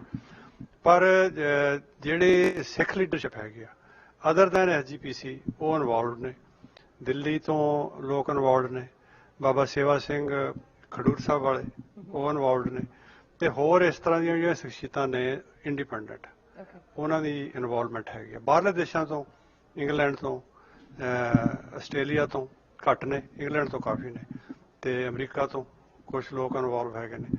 ਸੋ ਬੇਸਿਕਲੀ ਉਹਨਾਂ ਦਾ ਜਿਹੜਾ ਪਾਵਰ ਹੈ ਉਹ ਲੂਜ਼ ਨਹੀਂ ਕਰ ਰਿਹਾ PGPC ਜਿਹੜੀ ਆ, they are other gaining it, power gain ਕਰ ਰਹੇ ਨੇ। ਮੇਰਾ ਖਿਆਲ ਹੈ ਇਹਨਾਂ ਦਾ ਸਵਾਲ ਸੀ ਕਿ ਤੁਸੀਂ ਕਿਹਾ ਵੀ ਉੱਥੇ ਵੀ ਮਾਰਬਲ ਹੀ ਲੱਗ ਰਿਹਾ, ਦੂਜਾ ਉੱਥੇ ਦਾ ਅਸੀਂ ਦੋਸ਼ ਦਿੰਦੇ ਆ ਵੀ ਸ਼੍ਰੋਮਣੀ ਕਮੇਟੀ ਜਾਂ ਦੂਜੇ ਇੰਡੀਅਨ ਗਵਰਨਮੈਂਟ ਦੇ ਇਨਫਲੂਐਂਸ ਥੱਲੇ ਕਰਦਾ, ਜਿਹੜੀ ਪਾਕਿਸਤਾਨ 'ਚ ਜਿੱਥੇ ਤੁਹਾਡਾ ਪ੍ਰਭਾਵ ਹੈ ਜਾਂ ਦੂਸਰਾ ਹੈ ਉੱਥੇ ਜੇ ਇਸ ਕਿਸਮ ਦਾ ਹੋ ਰਿਹਾ ਕਿਉਂ? ਜਿਹੜਾ ਲੈਵਲ ਆ ਮਾਰਬਲ ਲੱਗਣ ਦਾ ਉਹ ਇੰਨਾ ਲਾਰਜ ਨਹੀਂ ਹੈਗਾ, ਪਰ ਸਿੱਖ ਸਾਈਕੀ 'ਚ ਪਿਛਲੇ 50 ਸਾਲ 'ਚ ਪਤਾ ਨਹੀਂ ਕਿੱਥੋਂ ਗੱਲ ਆ ਵੜੀ ਆ। ਮਾਰਬਲ ਵੀ ਲੱਗਦਾ, ਉਹ ਵੀ ਪਾਕਿਸਤਾਨ ਦੀ ਗਵਰਨਮੈਂਟ ਨੇ ਸਪੈਸ਼ਲ ਪਰਮਿਸ਼ਨ ਦਿੱਤੀ ਹੋਈ ਆ ਮਕਰਾਣੇ ਦਾ, ਜਿਹੜਾ ਉਹ ਕਹਿੰਦੇ ਜੀ ਗਰਮ ਨਹੀਂ ਹੁੰਦਾ ਜੀ, ਸਰਦੀਆਂ 'ਚ ਠੰਡਾ ਨਹੀਂ ਹੁੰਦਾ ਜੀ, ਪਤਾ ਨਹੀਂ। ਪਰ ਉੱਥੋਂ ਜ਼ਰੂਰ ਕਈ ਗੱਲਾਂ ਤੇ ਤੁਹਾਡਾ ਕੰਟਰੋਲ ਨਹੀਂ ਹੁੰਦਾ, ਓਨੈਸਟਲੀ ਕਈ ਗੱਲਾਂ ਤੇ ਕੰਟਰੋਲ ਨਹੀਂ ਹੁੰਦਾ। ਉਹ ਮਤਲਬ ਫਰਸ਼ ਤੇ ਲਾ ਲਓ, ਉਹ ਸੋਹਣਾ ਲੱਗਦਾ ਜੀ, ਤੇ ਪਰ ਉਹਨਾਂ ਦਾ ਯਤਨ ਇਹ ਆ ਕਿ ਜਿਹੜੀ ਬਿਲਡਿੰਗ ਆ ਉਹ ਜਿਹੜੀ ਉਸਰੇ ਨਵੀਂ ਉਹ ਜ਼ਰੂਰ ਇਸੇ ਤਰ੍ਹਾਂ ਹੀ ਉਸਰ ਰਹੀ ਆ। ਪਰ ਮੈਂ ਦੁਬਾਰਾ ਫੇਰ ਇੱਕ ਵਾਰੀ ਗੱਲ ਕਵਾਂ ਕਿ ਜਿੰਨੀਆਂ ਪੁਰਾਣੀਆਂ ਬਿਲਡਿੰਗਸ ਹੈਗੀਆਂ ਨੇ ਉਹਨਾਂ ਦੀ ਰੈਨੋਵੇਸ਼ਨ 'ਚ ਇਸ ਗੱਲ ਦਾ ਖਾਸ ਧਿਆਨ ਰੱਖਿਆ ਜਾਂਦਾ। ਤੇ ਐਟ ਦਾ ਸੇਮ ਟਾਈਮ ਦੇਖੋ ਅਸੀਂ ਸਾਲ ਦੇ ਵਿੱਚ ਜੇ ਮੈਂ 2 ਵਾਰੀ ਵੀ ਜਾਂਦਾ ਤੇ 15-20 ਦਿਨ ਹੀ ਉੱਥੇ ਰੁਕਣਾ ਹੁੰਦਾ, ਤੇ ਜਿਹੜੇ ਸਾਡੇ ਲੋਕਲ ਸਿੱਖ ਨੇ ਨਾ ਉਹ ਵੀ ਕਈ ਵਾਰ ਖਰਾਬੀ ਕਰਦੇ ਆ। ਕਿਉਂਕਿ ਪਸ਼ਾਵਰ ਜੇ ਤੁਸੀਂ ਜਾਓ ਭਾਈ ਜੋਗਾ ਸਿੰਘ ਦਾ ਗੁਰਦੁਆਰਾ, ਉੱਥੇ ਅੰਦਰ ਉਹ ਕਹਿੰਦੇ ਜੀ ਟੁਕੜੀ ਦਾ ਕੰਮ ਆ ਪਾਕਿਸਤਾਨ ਦੇ ਵਿੱਚ ਬਹੁਤ ਅੱਛਾ ਹੋਇਆ, ਅੰਦਰ ਸ਼ੀਸ਼ਾ ਲੱਗਿਆ ਹੋਇਆ, ਪਰ ਉਹ ਬਿਲਕੁਲ ਉਹ ਮਸਜਿਦ ਦਾ ਕੰਮ ਹੈ, ਗੁਰਦੁਆਰੇ ਦਾ ਕੰਮ ਨਹੀਂ ਹੈਗਾ। ਪਰ ਉਹ 2-3 ਮਹੀਨੇ 'ਚ ਕੰਪਲੀਟ ਕਰਕੇ ਜਦੋਂ ਤੁਸੀਂ ਜਾਂਦੇ ਆ ਉਹ ਮੁੱਕਿਆ ਹੁੰਦਾ। ਪਰ ਇੱਦਾਂ ਹੀ ਉਹਨਾਂ ਨੇ ਸ਼ੁਰੂ ਕੀਤਾ ਸੀਗਾ ਸ਼ਹੀਦੀ ਸਥਾਨ 'ਤੇ ਡੇਰਾ ਸਾਹਿਬ ਲਾਹੌਰ, ਉਹ ਅਸੀਂ ਰੁਕਵਾ ਦਿੱਤਾ ਅਤੇ ਉਹਦੇ ਵਿੱਚ ਜਿਹੜਾ ਸਿੱਖ ਜਿਹੜਾ ਆਰਟ ਹੈਗਾ ਉਹਦੇ ਹਿਸਾਬ ਨਾਲ, ਸਿੱਖ ਕਲਚਰ ਦੇ ਹਿਸਾਬ ਨਾਲ ਜਿਹੜਾ ਕੰਮ ਹੋ ਰਿਹਾ। ਪਰ ਇਹਨਾਂ ਗੱਲਾਂ ਨੂੰ ਰੋਕਣ ਵਾਸਤੇ ਇਕੱਲੇ ਅਸੀਂ ਨਹੀਂ, ਜਿਹੜੀ ਲੋਕ ਇਹ ਕੰਮ ਕਰਦੇ ਵੀ ਨੇ ਨਾ, ਉਹਨਾਂ ਦਾ ਵੀ ਇਹਦੇ ਵਿੱਚ ਕਾਫੀ ਰੋਲ ਹੈ। ਅਤੇ ਖਾਸ ਕਰਕੇ ਪਿਛਲੇ ਦਿਨਾਂ 'ਚ ਉੱਥੇ ਇੱਕ ਕਾਰ ਸੇਵਾ ਹੋਈ ਸੀ, ਬਾਬਾ ਜਗਤਾਰ ਸਿੰਘ ਕਾਰ ਸੇਵਾ ਵਾਲੇ, ਉਹ ਬੜੇ ਮਸ਼ਹੂਰ ਨੇ ਇਸ ਕੰਮ 'ਚ। ਮਤਲਬ ਰੋਕਦੇ ਹੀ ਕਈ ਵਾਰੀ ਉਹ ਜਿਹੜਾ 2 ਟਰੱਕ ਮਾਰਬਲ ਦੇ ਉਹ ਲਾ ਦਿੰਦੇ ਨੇ। ਪਰ ਸਾਡਾ ਯਤਨ ਹੈ ਵੀ ਇਸ ਨੂੰ ਠੀਕ ਕੀਤਾ ਜਾਏ। ਓਕੇ, ਉਸ ਦੇ ਨਾਲ ਹੀ ਸਾਡਾ ਜਿਹੜਾ ਪੈਨਲ ਡਿਸਕਸ਼ਨ ਹੈ, we want to thank you for participating with it. ਅਸੀਂ ਚਾਹਾਂਗੇ ਕਿ ਅਸੀਂ ਹੁਣ ਇਹ ਪਲੇਟਫਾਰਮ ਅੱਗੇ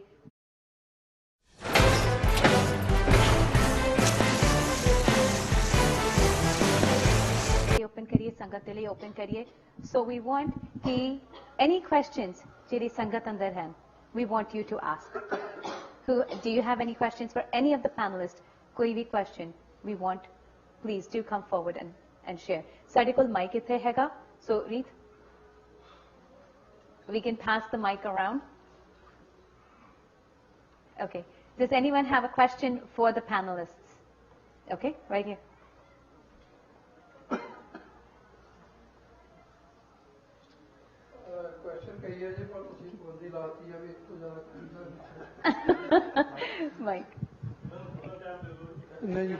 इस तरह करते हैं, तुसी अपने 5 क्वेश्चन पूछ लो, उसदे चों एक ता जेड़ा we will choose pick it one. मेरा जेड़ा क्वेश्चन हैगा अपने होठी साहब ਨੂੰ कि ਜਦੋਂ ਅਸੀਂ ਗੱਲ ਕਰਦੇ ਆ ਗੁਰਦੁਆਰਾ ਸਾਹਿਬ ਦੇ ਵਿੱਚ ਜਿਹੜੇ ਕੋਈ ਝਗੜੇ ਹੁੰਦੇ ਆ, ਉਹਦੇ 'ਚ ਇੱਕ ਤੋਂ ਜ਼ਿਆਦਾ ਕਾਰਨ ਹੈਗੇ ਆ। ਜਿਹਦੇ 'ਚ ਮੇਰਾ ਕੁਐਸਚਨ ਇਹ ਹੈ ਵੀ ਕੀ ਇਹ ਸਿਰਫ ਕੰਟਰੋਲ ਦੀ ਜਾਂ ਪੈਸੇ ਦੀ ਲੜਾਈ ਆ, ਜਾਂ ਇਸ ਤੋਂ ਅੱਗੇ ਕੁਝ ਹੋਰ ਵੀ ਕਾਰਨ ਹੈਗੇ ਆ? ਤੁਹਾਡਾ ਇੱਕ ਹੀ ਕੁਐਸਚਨ ਸੀਗਾ ਜਾਂ ਹੋਰ ਵੀ ਕੋਈ ਸੀ ਇਨ ਮਾਈਂਡ? ਹਾਂਜੀ, ਇਹ ਸਿਰਫ ਪੈਸੇ ਦੀ ਜਾਂ ਕੰਟਰੋਲ ਦੀ ਲੜਾਈ ਆ, ਜਾਂ ਇਸ ਤੋਂ ਇਲਾਵਾ ਹੋਰ ਵੀ ਕੁਝ ਕਾਰਨ ਹੈਗੇ ਆ? ਓਕੇ, ਮੈਂ ਜੀ ਹਾਲੇ ਤਾਈਂ ਤਕਰੀਬਨ 1987 ਤੋਂ ਲਾ ਕੇ ਹੁਣ ਤਾਈਂ ਵੱਖ-ਵੱਖ ਗੁਰੂ ਘਰਾਂ 'ਚ, ਗੁਰੂ ਘਰ ਫਰੀਮਾਉਂਟ, ਸੈਨੋਜੇ ਤੇ ਵਲਪੀਟਸ, ਪਰ ਮੈਨੂੰ ਨਹੀਂ ਲੱਗਦਾ ਵੀ ਕੋਈ ਵੀ ਗੁਰਸਿੱਖ ਜਿਹੜਾ ਉਹ ਗੁਰੂ ਘਰ ਦੇ ਵਿੱਚੋਂ ਪੈਸੇ ਖਾਂਦਾ ਹੋਵੇ। ਮਿਸਯੂਜ਼ ਕੀਤੇ ਜਾ ਸਕਦੇ ਨੇ ਜ਼ਿਆਦਾ, ਜਿਹੜਾ ਉਹ ਥੋੜਾ ਜਿਹਾ ਆਪਣੀ ਹੋਂਦ ਚੌਧਰ, ਇਹ ਵੀ ਇੱਕ ਮਸਲਾ ਹੈਗਾ। ਪਰ ਜੇ ਹੁਣ ਤਾਜ਼ੇ ਹਾਲਾਤਾਂ ਵੱਲ ਜਾਈਏ ਕਿ ਪਹਿਲੀ ਵਾਰੀ ਇਹਨਾਂ ਇਲਾਕਿਆਂ ਦੇ ਵਿੱਚ ਗੁਰੂ ਘਰਾਂ ਦੇ ਵਿੱਚ ਜਿਹੜੇ ਮੁਜ਼ਾਹਰੇ ਹੋਣ ਲੱਗੇ ਨੇ, ਆਪ ਨੇ ਦੇਖਿਆ ਹੋਊਗਾ ਪਿਛਲੇ 2-3 ਹਫ਼ਤੇ ਤੋਂ, ਉੱਥੇ ਨਾ ਤਾਂ ਪੈਸੇ ਦੀ ਲੜਾਈ ਹੈ, ਨਾ ਉੱਥੇ ਚੌਧਰ ਦੀ ਲੜਾਈ ਹੈ। ਉੱਥੇ ਸਿਰਫ ਸਾਡੀ ਕੌਮ ਦੇ ਵਿੱਚ ਵੱਖ-ਵੱਖ ਸੰਪਰਦਾਵਾਂ, ਵੱਖ-ਵੱਖ ਜਥੇਬੰਦੀਆਂ ਦੇ ਵਿੱਚ ਵੰਡੇ ਜਾਣਾ ਮੁੱਖ ਕਾਰਨ ਬਣਿਆ ਹੋਇਆ। ਉਹਦੇ ਵਿੱਚ ਪਿਛਲੇ 5-7 ਦਿਨਾਂ ਤੋਂ ਅਸੀਂ ਇਸ ਕੰਮ 'ਚ ਲੱਗੇ ਹੋਏ ਹਾਂ ਕਿ ਘੱਟੋ ਘੱਟ ਗੁਰੂ ਘਰਾਂ ਦੇ ਵਿੱਚ ਜਿਹੜੇ ਨੇ ਉਹ ਮੁਜ਼ਾਹਰੇ ਨਾ ਕੀਤੇ ਜਾਣ। ਅਗਰ ਕਿਸੇ ਗੁਰੂ ਘਰ ਦੀ ਪ੍ਰਬੰਧਕ ਕਮੇਟੀ ਤੁਹਾਡੇ ਨਾਲ ਬੈਠ ਕੇ ਵਿਚਾਰ ਵਟਾਂਦਰਾ ਕਰਨ ਨੂੰ ਤਿਆਰ ਨਹੀਂ, ਤੇ ਉਹਦੇ ਉੱਤੇ ਕੋਈ ਹੋਰ ਤਰੀਕਾ ਲੱਭਣਾ ਚਾਹੀਦਾ ਹੈ। ਕਿ ਮੈਂ ਪਹਿਲਾਂ ਵੀ ਦੱਸਿਆ ਕਿ ਜਿੰਨੇ ਸਾਡੇ ਵੀਰ ਕੰਮ ਕਰ ਰਹੇ ਨੇ, ਅਸੀਂ ਆਪ ਹੀ ਉਹਨਾਂ ਉੱਤੇ ਪਾਣੀ ਫੇਰ ਰਹੇ ਹਾਂ। ਜੇਕਰ ਸਾਡਾ ਇੱਕ ਪਲੇਟਫਾਰਮ ਤੇ ਅਸੀਂ ਆਉਣਾ ਤੇ ਸ੍ਰੀ ਅਕਾਲ ਤਖਤ ਸਾਹਿਬ ਉਹ ਭਾਵੇਂ ਕਿ ਇਸ ਵੇਲੇ ਕਿਸੇ ਵੀ ਕੰਟਰੋਲ ਦੇ ਵਿੱਚ ਹੋਣ, ਤੇ ਸਾਡਾ ਗੁਰੂ ਗ੍ਰੰਥ ਸਾਹਿਬ ਤੇ ਮਿਨੀਮਮ ਜਿਹੜੀ ਅਕਾਲ ਤਖਤ ਸਾਹਿਬ ਦੀ ਮਰਜ਼ਾਦਾ, ਅਗਰ ਕੋਈ ਵੀ ਸੰਗਤ, ਪ੍ਰਬੰਧਕ ਕਮੇਟੀ ਇਹਨਾਂ ਤਿੰਨਾਂ ਚੀਜ਼ਾਂ ਦੇ ਉੱਤੇ ਆ ਜਾਂਦੀ ਹੈ ਤਾਂ ਮੇਰਾ ਖਿਆਲ ਸਾਡੀਆਂ ਲੜਾਈਆਂ ਜਿਹੜੀਆਂ ਨੇ ਉਹ ਬਹੁਤ ਘਟ ਸਕਦੀਆਂ ਨੇ। ਪਰ ਅੱਜ ਦਾ ਦਿਖਾਂਤ ਇਹ ਹੈ ਕਿ ਵੱਖ-ਵੱਖ ਧੜਿਆਂ ਦੇ ਪ੍ਰਚਾਰਕ, ਵੱਖ-ਵੱਖ ਸੰਪਰਦਾਵਾਂ ਦੇ ਪ੍ਰਚਾਰਕ ਉਹ ਸਟੇਜ ਦੇ ਉੱਤੋਂ ਆਪਣੀ ਸੰਪਰਦਾ ਦੇ ਲਈ ਉਹ ਪ੍ਰਚਾਰ ਕੀਤਾ ਜਾ ਰਿਹਾ ਤੇ ਉਹਨਾਂ ਨੂੰ ਰੋਕਿਆ ਜਾ ਰਿਹਾ। ਅਸੀਂ ਹਰ ਇੱਕ ਪ੍ਰਚਾਰਕ ਦੇ ਮੂਹਰੇ ਇਹੀ ਬੇਨਤੀ ਕਰਦੇ ਹਾਂ ਕਿ ਜਦੋਂ 10ਵੇਂ ਪਾਤਸ਼ਾਹ ਸਿੱਖਾਂ ਨੂੰ ਹਜ਼ੂਰ ਸਾਹਿਬ ਦੇ ਵਿੱਚ ਨੰਦੇੜ ਦੀ ਧਰਤੀ ਤੇ ਧੰਨ ਧੰਨ ਗੁਰੂ ਗ੍ਰੰਥ ਸਾਹਿਬ ਜੀ ਦੇ ਲੜ ਲਾ ਕੇ ਗਏ ਤੇ ਸਾਨੂੰ ਇਹ ਸੋਚਣ ਦੀ ਲੋੜ ਆ ਕਿ ਜਿਹੜੀ ਮਰਜ਼ੀ ਧਾਰਮਿਕ ਗ੍ਰੰਥ, ਜਿਹੜੀ ਮਰਜ਼ੀ ਧਾਰਮਿਕ ਪੁਸਤਕ, ਪ੍ਰਮਾਣਿਤ ਬਾਣੀਆਂ ਜਿਵੇਂ ਰਹਿਤ ਮਰਜ਼ਾਦਾ ਦੇ ਵਿੱਚ ਲਿਖਿਆ ਹੈ ਉਹਨੂੰ ਤੁਸੀਂ ਕੀਰਤਨ ਕਰ ਸਕਦੇ ਹੋ, ਵਿਚਾਰ ਕਰ ਸਕਦੇ ਹੋ, ਪਰ ਗੁਰੂ ਦੇ ਬਰਾਬਰ ਅਗਰ ਅਸੀਂ ਕੋਸ਼ਿਸ਼ ਕਰਾਂਗੇ ਕਿ ਉਹਦੇ ਬਰਾਬਰ ਕਿਸੇ ਵੀ ਗ੍ਰੰਥ ਨੂੰ ਜਾਂ ਕਿਤਾਬ ਨੂੰ ਉਹ ਮਾਨਤਾ ਦੇਣ ਦੀ ਕੋਸ਼ਿਸ਼ ਕਰਾਂਗੇ ਤੇ ਆਉਣ ਵਾਲੇ ਸਮੇਂ ਦੇ ਵਿੱਚ ਜਿਹੜੀਆਂ ਇਹ ਲੜਾਈਆਂ ਨੇ ਇਹਨਾਂ 'ਚ ਵਾਧਾ ਹੋ ਸਕਦਾ ਹੈ। Okay, Uzinder, I know you want to add something also. ਉਹਨਾਂ ਨੂੰ ਹੋਰ ਚੀਜ਼ਾਂ ਦੀ ਕੁਐਸਚਨ ਨਹੀਂ,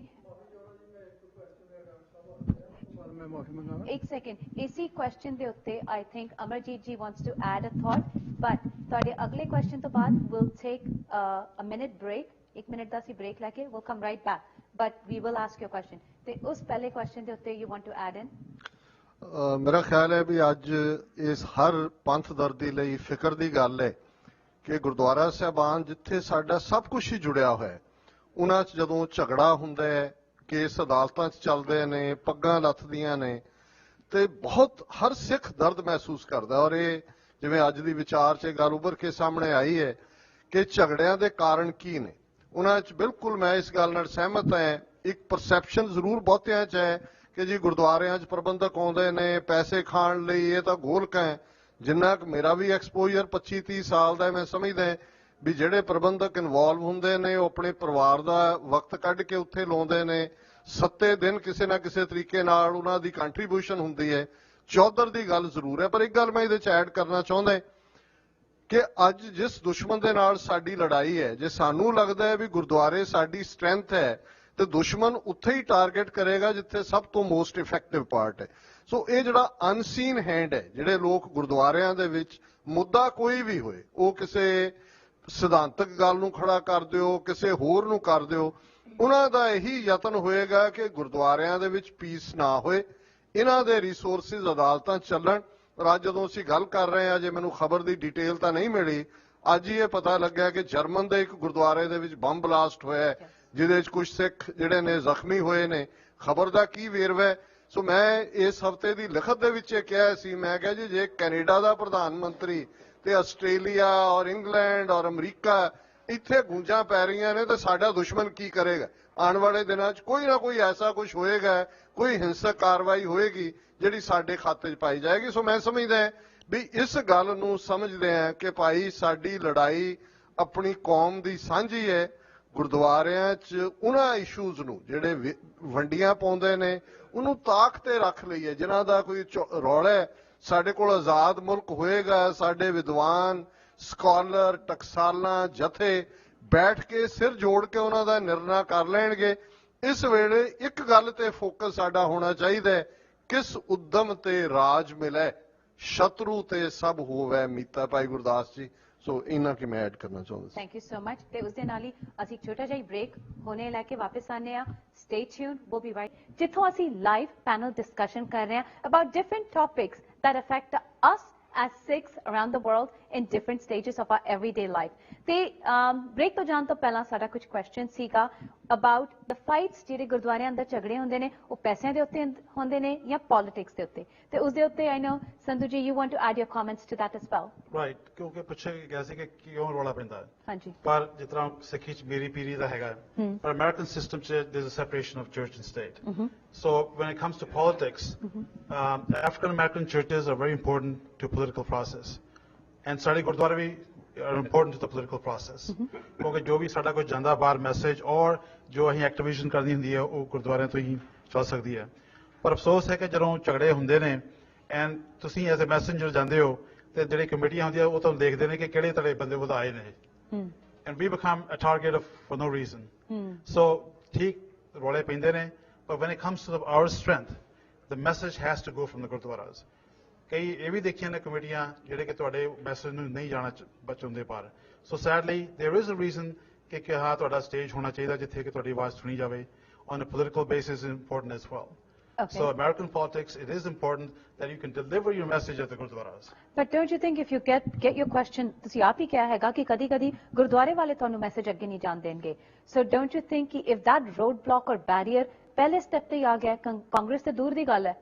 You can't get past your own people. So can they just not come to the Sikh caucus and have you guys formulate it for them? Absolutely, but when you bring the message to the larger, it is the Gurdwara audience that listens to you. Okay. So that stage must be open to all. Okay. And not thinking ke ha kede passe hoye ne kede jathebandi ਨਾਲ ke kede party wale passe hoye ne. Okay. This is not affiliated with anybody. Of course. Our message is important to everyone. Independent. Sure. I know we have another question in the audience.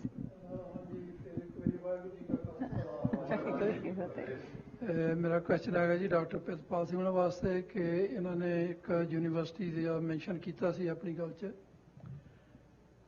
ਮੇਰਾ concern ਇਹ ਹੈਗਾ ਕਿ university ਜਿਹੜੀ ਹੈ ਇੱਕ ਤਾਂ ਉਹਨੂੰ finance ਕੌਣ ਕਰ ਰਿਹਾ ਦੂਸਰਾ ਇਹ ਹੈ ਵੀ ਜਦੋਂ ਬਹੁਤ ਸਾਰੀਆਂ ਯੂਨੀਵਰਸਿਟੀਜ਼ ਪੰਜਾਬ 'ਚ ਵੀ ਬਣੀਆਂ ਜਿਹੜੀਆਂ ਐਂਟੀ ਸਿੱਖ ਜਿਹੜਾ ਉਹ ਕੰਮ ਕਰ ਰਹੀਆਂ ਨੇ ਸੋ ਉਹਦੇ ਬਾਰੇ ਸਾਡਾ ਕੰਸਰਨ ਇਹ ਹੈ ਵੀ ਕੀ ਉੱਥੇ ਜਿਹੜਾ ਯੂਨੀਵਰਸਿਟੀ ਬਣ ਰਹੀ ਹੈ ਉਹਦੇ 'ਚ ਸਿੱਖਾਂ ਦੇ ਇਤਿਹਾਸ ਬਾਰੇ ਸਿੱਖ ਧਰਮ ਬਾਰੇ ਜਾਂ ਸਿੱਖ ਸਿਧਾਂਤਾਂ ਬਾਰੇ ਕੋਈ ਇਹੋ ਜਿਹੀ ਐਜੂਕੇਸ਼ਨ ਦਿੱਤੀ ਜਾਊਗੀ ਜਾਂ ਨਹੀਂ ਵਾਹਿਗੁਰੂ ਜੀ ਕਾ ਖਾਲਸਾ ਬਹੁਤ ਅੱਛਾ ਤੁਹਾਡਾ ਸਵਾਲ ਹੈ ਉੱਥੋਂ ਦੇ ਪ੍ਰਾਈਮ ਮਿਨਿਸਟਰ ਨੇ ਇਹ ਯੂਨੀਵਰਸਿਟੀ ਦਾ ਅਨਾਉਂਸ ਕੀਤਾ ਸੀ ਬੇਸਿਕ ਜਿਹੜੀ ਗੱਲ ਸਾਨੂੰ ਧਿਆਨ 'ਚ ਰੱਖਣ ਵਾਲੀ ਆ ਉੱਥੇ ਸਾਡੀ ਪੁੱਲ ਤਾਂ ਹੀ ਬਣੂਗੀ ਪੁੱਲ ਦੇ ਪ੍ਰੈਸ਼ਰ ਜੇ ਬਰਾਬਰ ਚੱਲਣਗੇ ਇੱਕ ਦੂਜੀ ਗੱਲ ਹੈ ਜਿੱਥੇ ਤੱਕ ਲੈਂਡ ਦਾ ਤਾਲੁਕ ਹੈ ਸਿਰਫ ਨਨਕਾਣਾ ਸਾਹਿਬ ਦੇ ਵਿੱਚ ਹੀ 16,000 ਏਕੜ ਸਾਡੀ ਜ਼ਮੀਨ ਹੈ 16,000 ਏਕੜ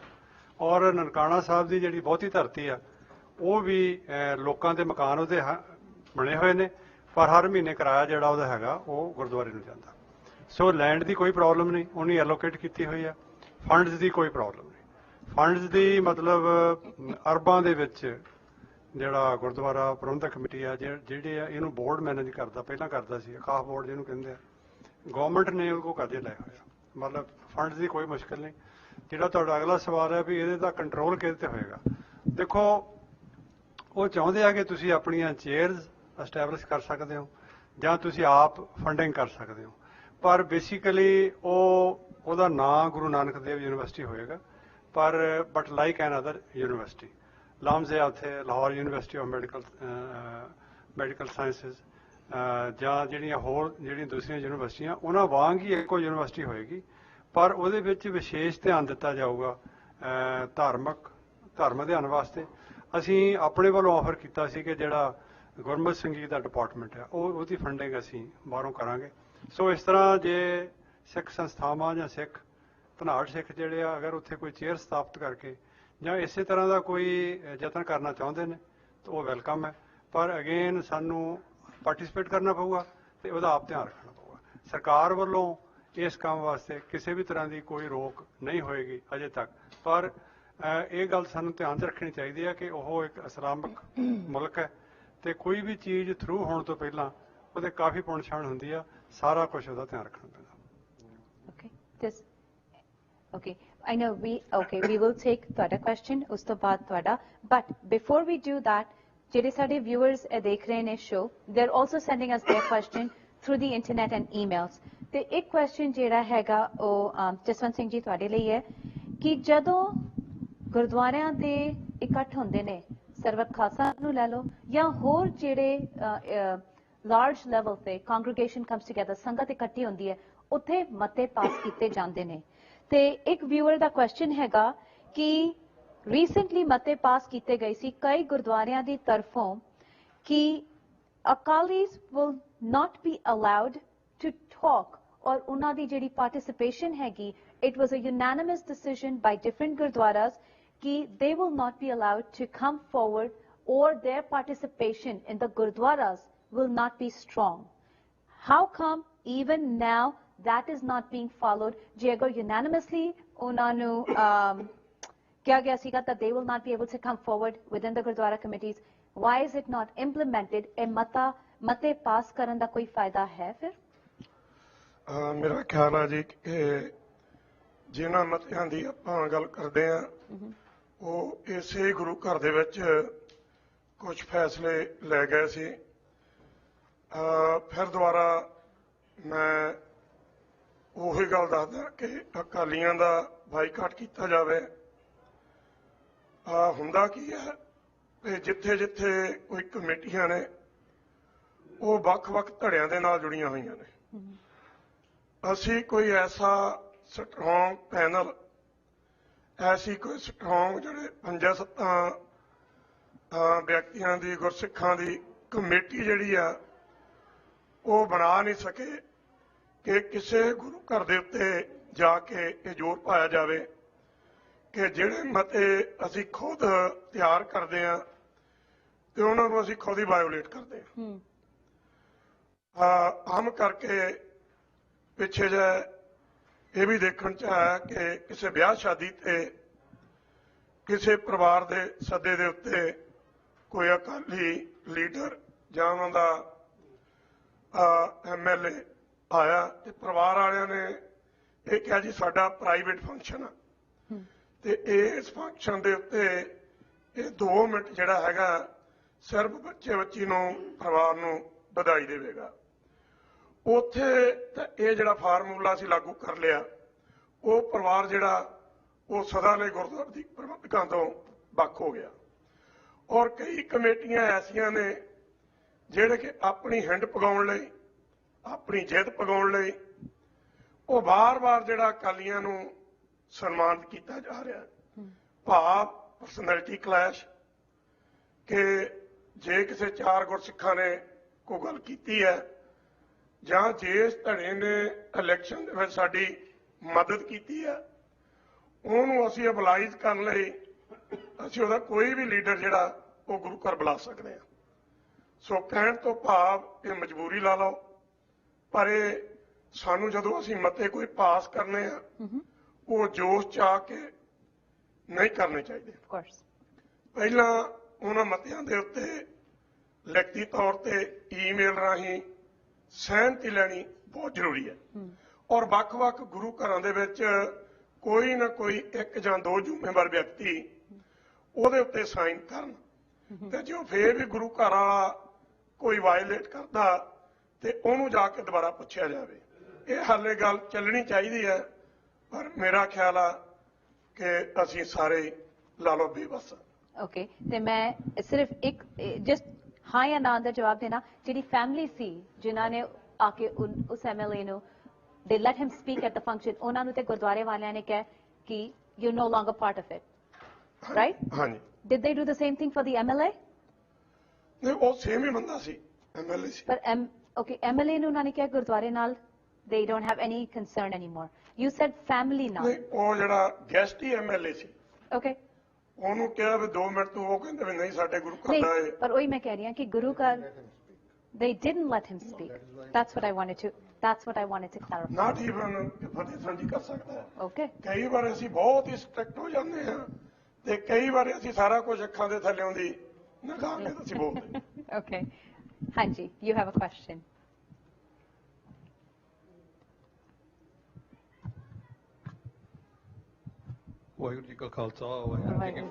First of all, I'd like to welcome TV84 to this historical place. And I got a question for our panel. It's been almost 32 years since 84 attack at Harmandir Sahib and Delhi the Dange. And genocide ਤੇ almost ਸਾਡੇ ਕੋਲ ਹਲੇ ਕੋਈ ਆਪਣਾ exact count ਵੀ ਨਹੀਂ, ਅਸੀਂ ਕਿੰਨੇ ਸਿੰਘ ਸ਼ਹੀਦ ਕਰਾ ਲਿਆ, ਕੋਈ 1.5 ਲੱਖ ਕਹਿੰਦਾ, ਕੋਈ 2 ਲੱਖ ਕਹਿੰਦਾ, ਕੋਈ 5 ਲੱਖ ਕਹਿੰਦਾ। ਮੇਰਾ ਸਵਾਲ ਹੈਗਾ 84 ਚਲੋ ਇੰਡੀਆ ਦੇ ਸਾਨੂੰ ਇੰਨਾ ਡੀਪਲੀ ਨਹੀਂ ਪਤਾ, ਜਿਹੜੇ ਬਾਹਰ ਬੈਠੇ ਸਿੱਖ ਆ, ਤੁਹਾਡੇ ਲਰਨਰ ਪਰ ਤੁਸੀਂ ਲਰਨਰ ਪਰਸਨ, ਮੈਂ ਉਹ ਆਨਸਰ ਇਹ ਪੁੱਛਣਾ ਮੰਗਦਾ ਵੀ ਜੇ ਆਪਾਂ 30 ਸਾਲਾਂ ਨੂੰ 2 ਹਿੱਸੇ 'ਚ ਵੰਡ ਲਈਏ ਅਮਰੀਕਨ ਇੱਥੇ ਦੇ ਐਂਗਲ ਪਰਸਪੈਕਟਿਵ ਨਾਲ, 84 ਤੋਂ ਲੱਗ ਕੇ 95 ਟਾਈਮ ਅਮਰੀਕਨ ਕਾਂਗਰਸ ਉਸ ਵੇਲੇ ਦਾ ਪ੍ਰੈਜ਼ੀਡੈਂਟ ਰੋਨਾਲਡ ਰੇਗਨ ਉਹ ਕਹਿੰਦਾ ਸੀ Khalistan is a viable option. England Canada ਦੀ ਪਾਰਲੀਮੈਂਟ ਕਹਿੰਦੀ ਸੀ Khalistan is a viable option. ਹੁਣ ਜਿਹੜੇ ਗਾਹਾਂ ਦੇ 15 ਸਾਲ ਵਾ Why can't we even get a one congressman or president to agree with Khalistan? ਵੀ ਕੀ ਸਾਡੀਆਂ ਕਮੀਆਂ ਹੋਈਆਂ, ਕੀ ਅਸੀਂ ਗਲਤੀਆਂ ਕੀਤੀਆਂ? ਪਹਿਲਾਂ 75 ਕਾਂਗਰਸਮੈਨ ਖਾਲਿਸਤਾਨ ਨੂੰ ਬਾਈਬਲ ਕਹਿੰਦੇ ਸੀ, ਪ੍ਰੈਜ਼ੀਡੈਂਟ ਬਾਈਬਲ ਕਹਿੰਦਾ ਸੀ, ਹੁਣ ਉਹ ਖਾਲਿਸਤਾਨ ਦਾ ਨਾਂ ਲੈ ਕੇ ਵੀ ਕੋਈ ਰਾਜੀ ਨਹੀਂਗਾ। ਇਹਦੇ ਬਾਰੇ ਕੋਈ ਜੇ ਐਕਸਪਲੇਨ ਕਰ ਸਕੇ ਵੀ ਕੀ ਗਲਤੀਆਂ ਸਾਡੇ ਤੋਂ ਹੋਈਆਂ, ਜਾਂ ਕੀ ਉਦੋਂ ਸਾਡੇ ਕੋਲ ਇੰਨੀ ਨੌਲੇਜ ਵੀ ਨਹੀਂ ਸੀ, ਯੰਗ ਹੁੰਦੇ ਸੀਗੇ, ਇਮੋਸ਼ਨ ਸੀਗੇ, ਉਦੋਂ ਇੰਨੇ ਬੰਦੇ ਅਸੀਂ ਨਾਲ ਜੋੜ ਸਕਦੇ ਹਾਂ। ਹੁਣ ਸਾਡੇ ਕੋਲ ਇੰਟੈਲੈਕਟ ਬੰਦੇ ਵੀ ਆ, ਜਥੇਬੰਦੀਆਂ ਬਣਾ ਲਈਆਂ, ਤਾਂ we can't even get a one congressman to say that. If somebody can answer that. Yes, please. ਦੇਖੋ ਇਸ 'ਚ ਕੋਈ ਸ਼ੱਕ ਨਹੀਂ ਹੈ ਕਿ ਜੂਨ 84 ਤੋਂ ਬਾਅਦ ਦੀ ਸਿਚੁਏਸ਼ਨ ਔਰ ਅਮਰੀਕਾ 'ਚ 9/11 ਤੋਂ ਬਾਅਦ ਦੀ ਸਿਚੁਏਸ਼ਨ, ਇਹਨਾਂ ਦੋਨਾਂ ਨੇ ਹੀ ਸਾਡੀ ਮੂਵਮੈਂਟ ਨੂੰ ਪ੍ਰਭਾਵਿਤ ਕੀਤਾ ਹੈ।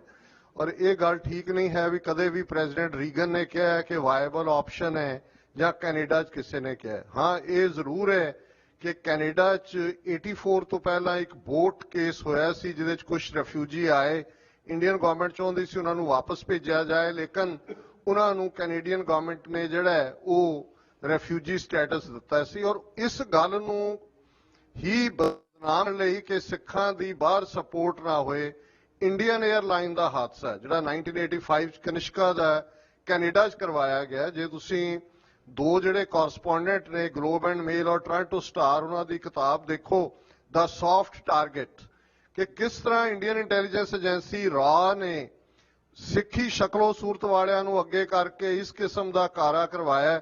332 ਦੇ ਕਰੀਬ ਪੈਸੇਂਜਰ ਮਾਰੇ ਗਏ ਔਰ ਉਸ ਇੱਕ ਘਟਨਾ ਨੇ ਸਾਨੂੰ ਇੰਟਰਨੈਸ਼ਨਲ ਟੈਰਰਿਜ਼ਮ ਦੇ ਖਾਤੇ ਦੇ ਵਿੱਚ ਪਵਾ ਦਿੱਤਾ ਹੈ। ਅਮਰੀਕਾ 'ਚ ਕੋਈ ਸ਼ੱਕ ਨਹੀਂ, ਡਾਕਟਰ ਗੁਰਮੀਤ ਸਿੰਘ ਔਲਖ ਉਹਨਾਂ ਦੇ ਐਫਰਟ ਦੇ ਨਾਲ ਇੱਕ ਸਟੇਜ ਤੇ 70 ਦੇ ਕਰੀਬ ਜਿਹੜੇ ਕਾਂਗਰਸਮੈਨ ਨੇ ਉਹ ਕਸ਼ਮੀਰ ਦੇ ਮੁੱਦੇ ਤੇ ਵੀ ਔਰ ਖਾਲਿਸਤਾਨ ਦੇ ਮੁੱਦੇ ਤੇ ਵੀ ਜਿਹੜੇ ਨੇ ਸਪੋਰਟਿਵ ਲੈਟਰ ਲਿਖਦੇ ਰਹੇ। ਪਰ ਕਦੇ ਵੀ ਕੋਈ ਲਾਅ ਇਸ ਸਾਰੇ ਪੀਰੀਅਡ 'ਚ ਜਿਹਨੇ ਇੰਡੀਆ ਦੀ ਏਡ ਬੰਦ ਕੀਤੀ ਹੋਏ, ਡਿਵੈਲਪਮੈਂਟਲ ਏਡ, ਕਿਉਂਕਿ ਸਿਸਟਮ ਅਮਰੀਕਾ ਦਾ ਇਸ ਕਿਸਮ ਦਾ ਕੰਪਲੈਕਸ ਹੈ ਕਿ ਕਾਂਗਰਸ ਦੇ ਵਿੱਚ ਕਾਂਗਰੈਸ਼ਨਲ ਰੈਕਰਡ 'ਚ ਕੋਈ ਗੱਲ ਲਿਆਂਦੀ ਜਾ ਸਕਦੀ ਹੈ, ਚਿੱਠੀ ਪ੍ਰੈਜ਼ੀਡੈਂਟ ਨੂੰ ਲਿਖੀ ਜਾ ਸਕਦੀ ਹੈ। ਹੁਣ ਵੀ 34 ਕਾਂਗਰਸਮੈਨ ਔਰ ਪਹਿਲੀ ਵਾਰ ਅਮਰੀਕਾ 'ਚ ਹੋਇਆ, ਕਦੇ ਕਿਸੇ ਸੈਨੇਟਰ ਨੇ ਸਿੱਖਾਂ ਦੀ ਹਮਾਇਤ ਨਹੀਂ ਸੀ ਕੀਤੀ। 8 ਸੈਨੇਟਰ ਜਿਹੜੇ ਨੇ ਹੁਣ ਉਹ ਮੋਦੀ ਨੂੰ ਚਿੱਠੀ ਲਿਖਦੇ ਨੇ, ਲੇਕਿਨ ਇਹਨਾਂ ਦਾ ਪ੍ਰਭਾਵ ਨਹੀਂ ਬਣਦਾ ਕਦੇ ਵੀ ਆਫੀਸ਼ੀਅਲ ਲੈਵਲ ਤੇ। ਤਾਂ ਅਮਰੀਕਨ ਗਵਰਨਮੈਂਟ ਨੇ ਕਿਸੇ ਸਿੱਖ ਦੀ ਅਸਾਈਲਮ ਵੀ ਨਹੀਂ ਮੰਨੀ। ਉਹ ਤਾਂ ਤੁਹਾਡੇ ਵਕੀਲ ਆਰਗੂ ਕਰਦੇ ਨੇ ਜੱਜ ਦੇ ਸਾਹਮਣੇ ਐਮਨੈਸਟੀ ਦੀ ਰਿਪੋਰਟ ਦੇ ਕੇ, ਹਿਊਮਨ ਰਾਈਟਸ ਵਾਚ ਦੀ ਰਿਪੋਰਟ ਦੇ ਕੇ। ਸੋ ਮੈਂ ਸਮਝਦਾ ਵੀ ਇੰਡੀਅਨ ਇਨਫਲੂਐਂਸ ਔਰ 9/11 ਨੇ ਹੋਰ ਵੀ ਹਾਲਾਤ ਖਰਾਬ ਕੀਤੇ, ਕਿਉਂਕਿ ਅਮਰੀਕਾ ਦੀ ਆਪਣੀ ਮੇਨਲੈਂਡ ਤੇ ਹਮਲਾ ਹੋਇਆ ਹੈ। ਖਾਲਿਸਤਾਨ ਜਾਂ ਫਰੀडम फाइट ਜਾਂ ਜਿਹੜਾ ਟੈਰਰਿਜ਼ਮ ਔਰ ਮਿਲੀਟੈਂਸੀ ਇੱਕੋ ਖਾਤੇ 'ਚ ਆ ਗਏ ਟੈਰਰਿਜ਼ਮ ਦੇ। ਲੇਕਿਨ ਇਹਦੇ ਬਾਵਜੂਦ ਮੈਂ ਸਮਝਦਾ ਵੀ ਅੱਜ ਜਿੰਨੀ realistic support grass root level ਤੋਂ ਕਾਜ਼ ਦੇ ਲਈ ਹੈ, ਉਹ ਇੱਕ ਭਾਵਕ ਫੇਸ ਸੀ। ਸਿੱਖ ਜ਼ਰੂਰ ਉਸ ਵੇਲੇ ਖਲੋਤੇ, ਪਰ ਪੋਲੀਟੀਕਲ ਲੈਵਲ ਤੇ ਸਾਡੀ ਬਾਂਹ ਕਿਸੇ ਨੇ ਵੀ ਨਹੀਂ ਫੜੀ। ਕਾਂਗਰਸਮੈਨ ਇੰਡੀਵਿਜੂਅਲੀ ਬਿਆਨ ਸੀ, ਕਿਸੇ ਲੈਵਲ ਤੇ ਜੱਜਾਂ ਨੇ ਅਸਾਈਲਮ ਦੇ ਦਿੱਤੀ। ਪਰ ਇਹ ਠੀਕ ਨਹੀਂ ਹੈ ਕਿ ਪ੍ਰੈਜ਼ੀਡੈਂਟ ਰੀਗਨ ਨੇ ਜਾਂ ਕੈਨੇਡੀਅਨ ਗਵਰਨਮੈਂਟ ਨੇ ਕਦੇ ਖਾਲਿਸਤਾਨ ਦੀ ਹਮਾਇਤ ਕੀਤੀ ਹੋਵੇ। ਹਾਂਜੀ,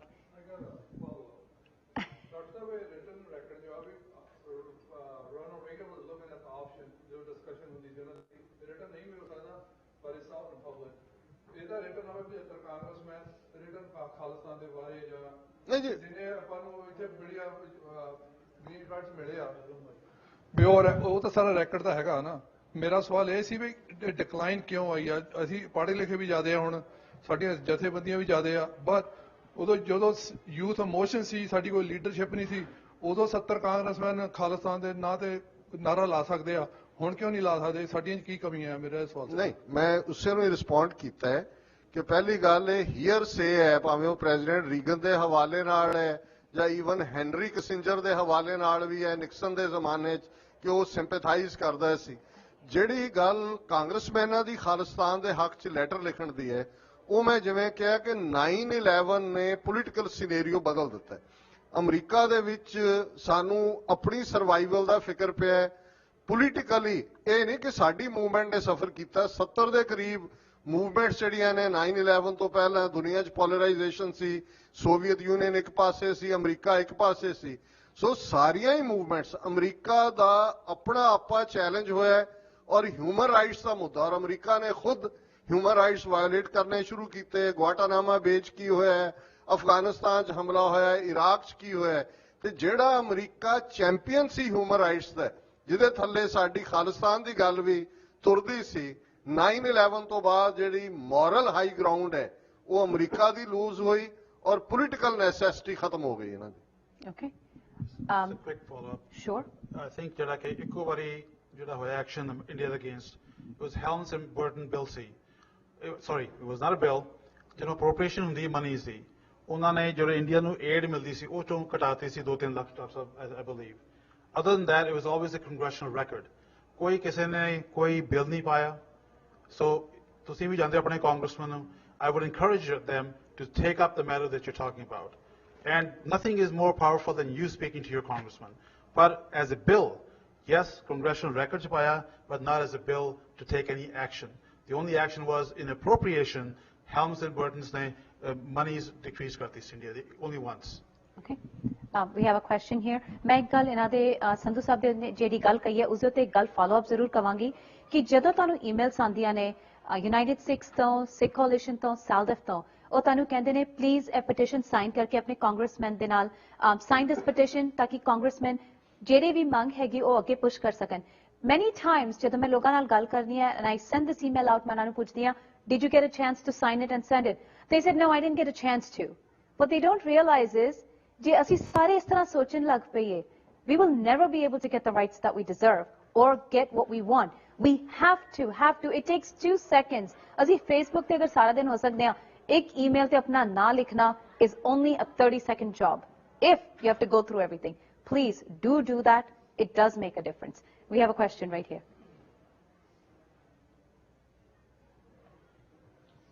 ਵਾਹਿਗੁਰੂ ਜੀ ਕਾ ਖਾਲਸਾ ਵਾਹਿਗੁਰੂ ਜੀ ਕੀ ਫਤਿਹ। TV84 ਦਾ ਬਹੁਤ ਧੰਨਵਾਦ, ਤੁਸੀਂ ਇੰਨਾ ਵਧੀਆ ਇੰਨਾ ਵੰਡਰਫੁਲ ਪ੍ਰੋਗਰਾਮ ਇੱਥੇ ਇੰਨੇ ਵੱਡੇ ਇਕੱਠ ਦੇ ਵਿੱਚ ਆਰਗੇਨਾਈਜ਼ ਕੀਤਾ। ਮੇਰਾ ਕੁਐਸਚਨ ਮੈਨੂੰ ਲੱਗਦਾ ਸ਼ਾਇਦ ਡਾਕਟਰ ਅਮਰਜੀਤ ਸਿੰਘ ਹੋਣੀ ਇਸ ਦਾ ਐਕਚੁਅਲੀ ਸਵਾਲ ਨਹੀਂ ਹੈਗਾ, ਮੈਂ ਇੱਕ ਟਿੱਪਣੀ ਦੀ ਮੰਗ ਕਰਦਾ ਤੁਹਾਡੇ ਇੱਕ ਗੱਲ ਤੇ।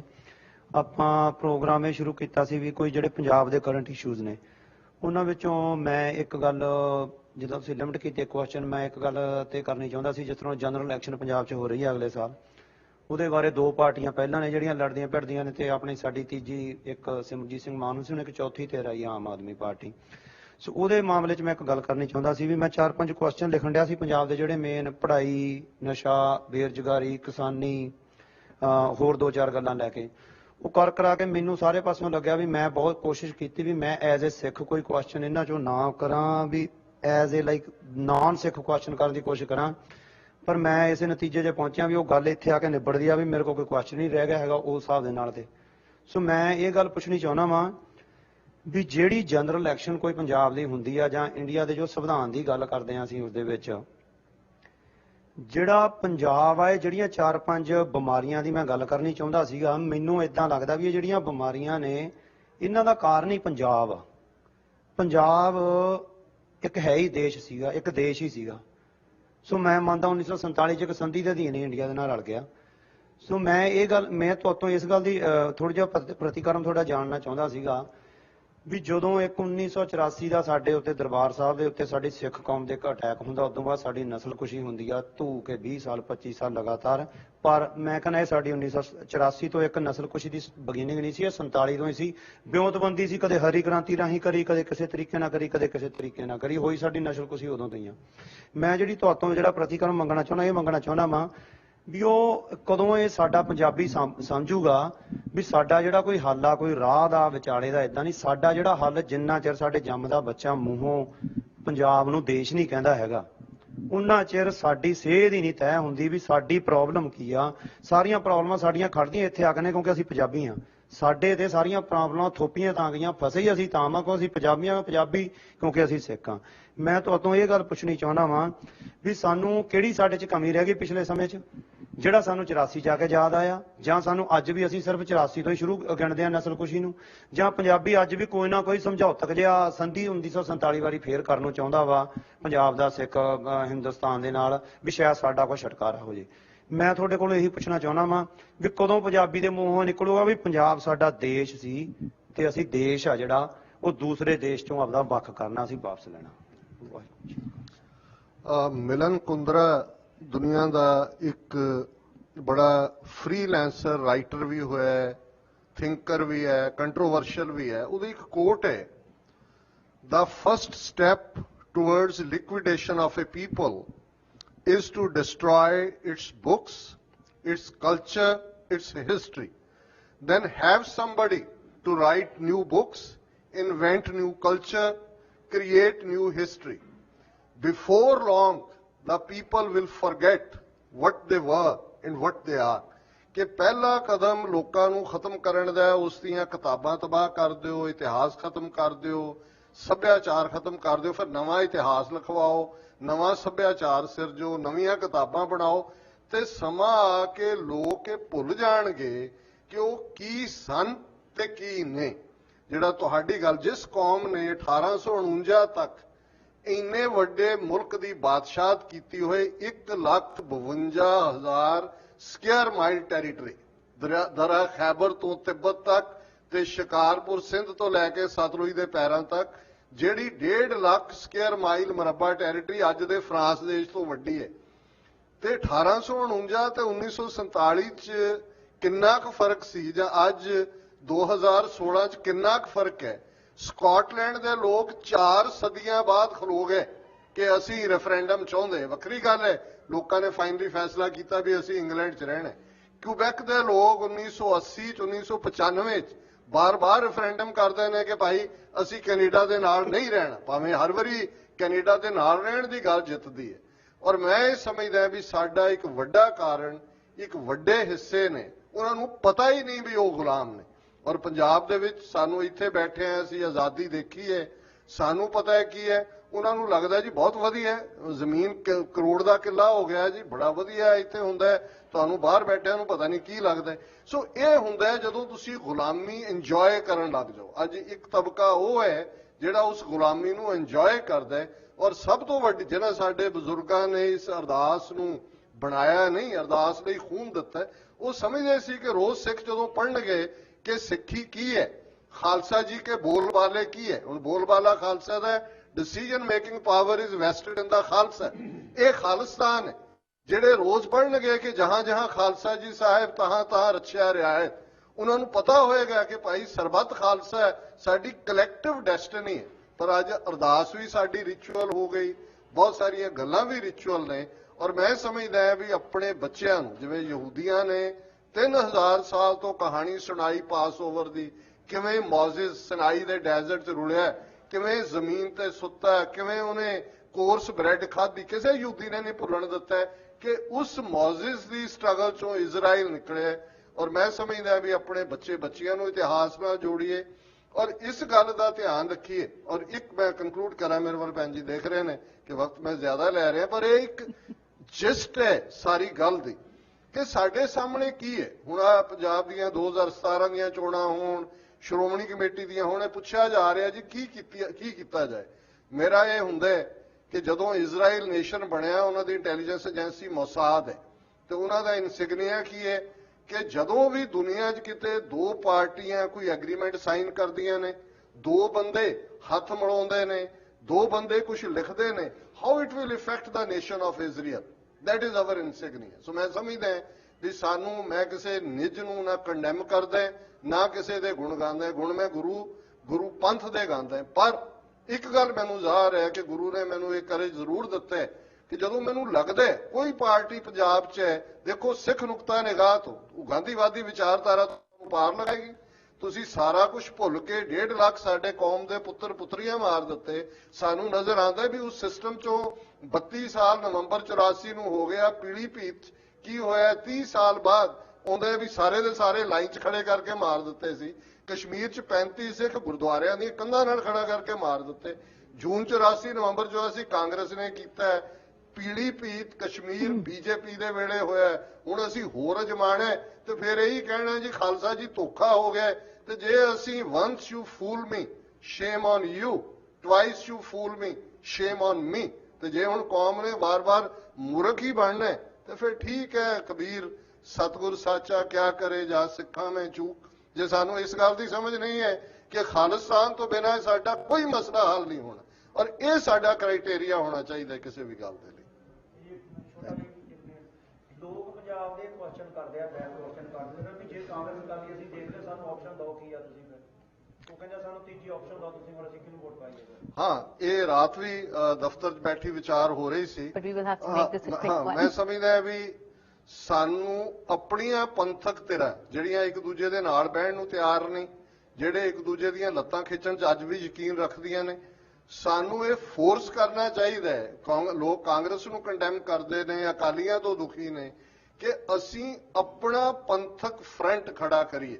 ਬੇਸ਼ੱਕ ਇਹ ਔਖਾ ਹੈ, ਬੇਸ਼ੱਕ ਆਪਸ ਦੇ ਵਿੱਚ ਜਿਹੜੇ ਉੱਥੇ ਵਿਜ਼ਿਟ ਕਰਦੇ ਨੇ ਇਹਦੇ ਬਿਨਾਂ ਕੋਈ ਚੋਇਸ ਨਹੀਂ। ਔਰ ਜਦੋਂ ਤੱਕ ਕੋਈ ਧਿਰ ਖੁੱਲ ਕੇ ਉੱਥੇ ਪੰਥਕ ਏਜੰਡੇ ਦੇ ਉੱਤੇ ਗੱਲ ਨਹੀਂ ਕਰੇਗੀ, ਕੋਈ ਵੀ ਧਿਰ ਜਿਹਨਾਂ ਦਾ ਏਜੰਡਾ ਹੀ ਰਾਸ਼ਟਰਵਾਦ ਹੈ ਉਹਨਾਂ ਤੋਂ ਤੁਸੀਂ ਲੱਭੋ ਜੀ ਬਾਕੀ ਕਰਪਸ਼ਨ ਦੂਰ ਹੋ ਜਾਏਗੀ ਫਲਾਣਾ, ਉੱਥੇ 4000 ਸਾਲ ਜਿਹੜੀ ਸੁਸਾਇਟੀ ਫਾਊਂਡਡ ਔਨ ਕਰਪਸ਼ਨ ਹੈ ਉੱਥੋਂ ਕੌਣ ਕਰਪਸ਼ਨ ਖਤਮ ਕਰ ਸਕੇ। ਸੋ ਇਸ ਗੱਲ ਦਾ ਦੇਖੀਏ ਕਿ ਸਿੱਖ ਨੁਕਤਾ ਨਿਗਾਹ ਤੋਂ ਖਾਲਿਸਤਾਨ ਤੋਂ ਬਿਨਾਂ ਜਿਹੜੀ ਵੀ ਧਿਰ ਆਰਟੀਕੂਲੇਟ ਕਰਦੀ ਹੈ ਉਹਨਾਂ ਦੇ ਨਾਲ ਖਲੋਵੋ। ਅਦਰਵਾਈਜ਼ ਅੱਗੇ ਕਸ਼ਮੀਰ 'ਚ ਚੋਣਾਂ ਹੁੰਦੀਆਂ ਨੇ, ਕੀ ਕੱਢ ਲਿਆ ਉਹਨਾਂ ਨੇ, ਦੁਬਾਰਾ ਮਾਰ ਦਿੱਤੇ ਨੇ ਮੁੰਡੇ ਉਹਨਾਂ ਦੇ। ਸੋ ਸਾਡੇ ਲਈ ਖਾਲਿਸਤਾਨ ਤੋਂ ਬਿਨਾਂ ਕੋਈ ਸੋਲੂਸ਼ਨ ਨਹੀਂ ਹੋਣਾ ਔਰ ਇਸ ਲਈ ਆਪਣੀਆਂ ਧਿਰਾਂ ਨੂੰ ਫੋਰਸ ਕਰੀਏ ਕਿ ਭਾਈ ਸਿਰ ਜੋੜ ਕੇ ਬੈਠੋ ਔਰ ਇਸ ਗੱਲ ਦੇ ਲਈ ਜਿਹੜੀ ਹੈ ਉਹ ਆਪਣੀ ਮੂਵਮੈਂਟ ਨੂੰ ਅੱਗੇ ਤੋਰੋ।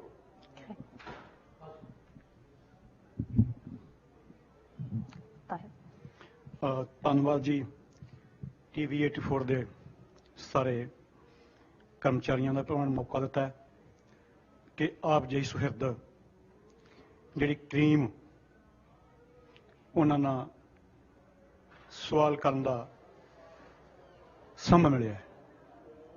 ਮੇਰਾ ਸਵਾਲ ਪਹਿਲਾਂ ਤਾਂ ਮੇਰੇ ਦਿਮਾਗ 'ਚ ਕੋਈ ਨਹੀਂ ਸੀ, ਲੇਕਿਨ ਡਾਕਟਰ ਸਾਹਿਬ ਦੀ ਜਿਹੜੀ ਗੱਲ ਇਹ ਆਈ ਕਿ ਕਿਸ ਉਦਮ ਤੇ ਰਾਜ ਮਿਲੇ,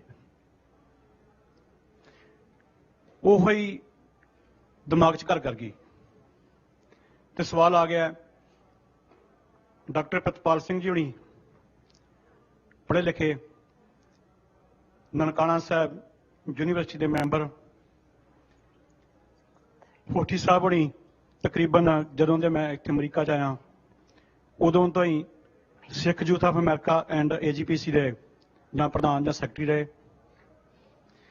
ਡਾਕਟਰ ਸਾਹਿਬ ਤੁਹਾਡੀ ਤੇ ਸ਼ਖਸੀਅਤ ਜਿਹੜੀ ਆ ਉਹ ਦੱਸਣ ਦੀ ਜ਼ਰੂਰਤ ਨਹੀਂ ਪੈਣੀ।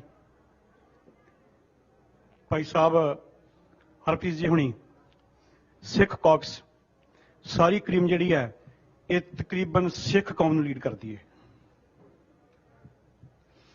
ਔਰ ਗਲੋਬਲ ਲੈਵਲ ਤੇ ਅਸਰ ਪੈਂਦਾ ਹੈ। ਇਹ ਮੈਂ ਕਹਾਂ ਕਿ ਸਵਾਲ ਮੈਂ ਛੋਟਾ ਜਿਹਾ ਕਰਨਾ ਹੈ ਕਿ ਇਸ ਸਾਰੀ ਮੂਵਮੈਂਟ ਦੇ ਦੌਰਾਨ ਅਸੀਂ ਦੂਸਰੇ ਨੂੰ ਕਸੂਰ ਦੇ ਦਈਏ ਕਿ ਕੀ ਕੋਈ ਕਰਦਾ ਜਾਂ ਨਹੀਂ ਕਰਦਾ।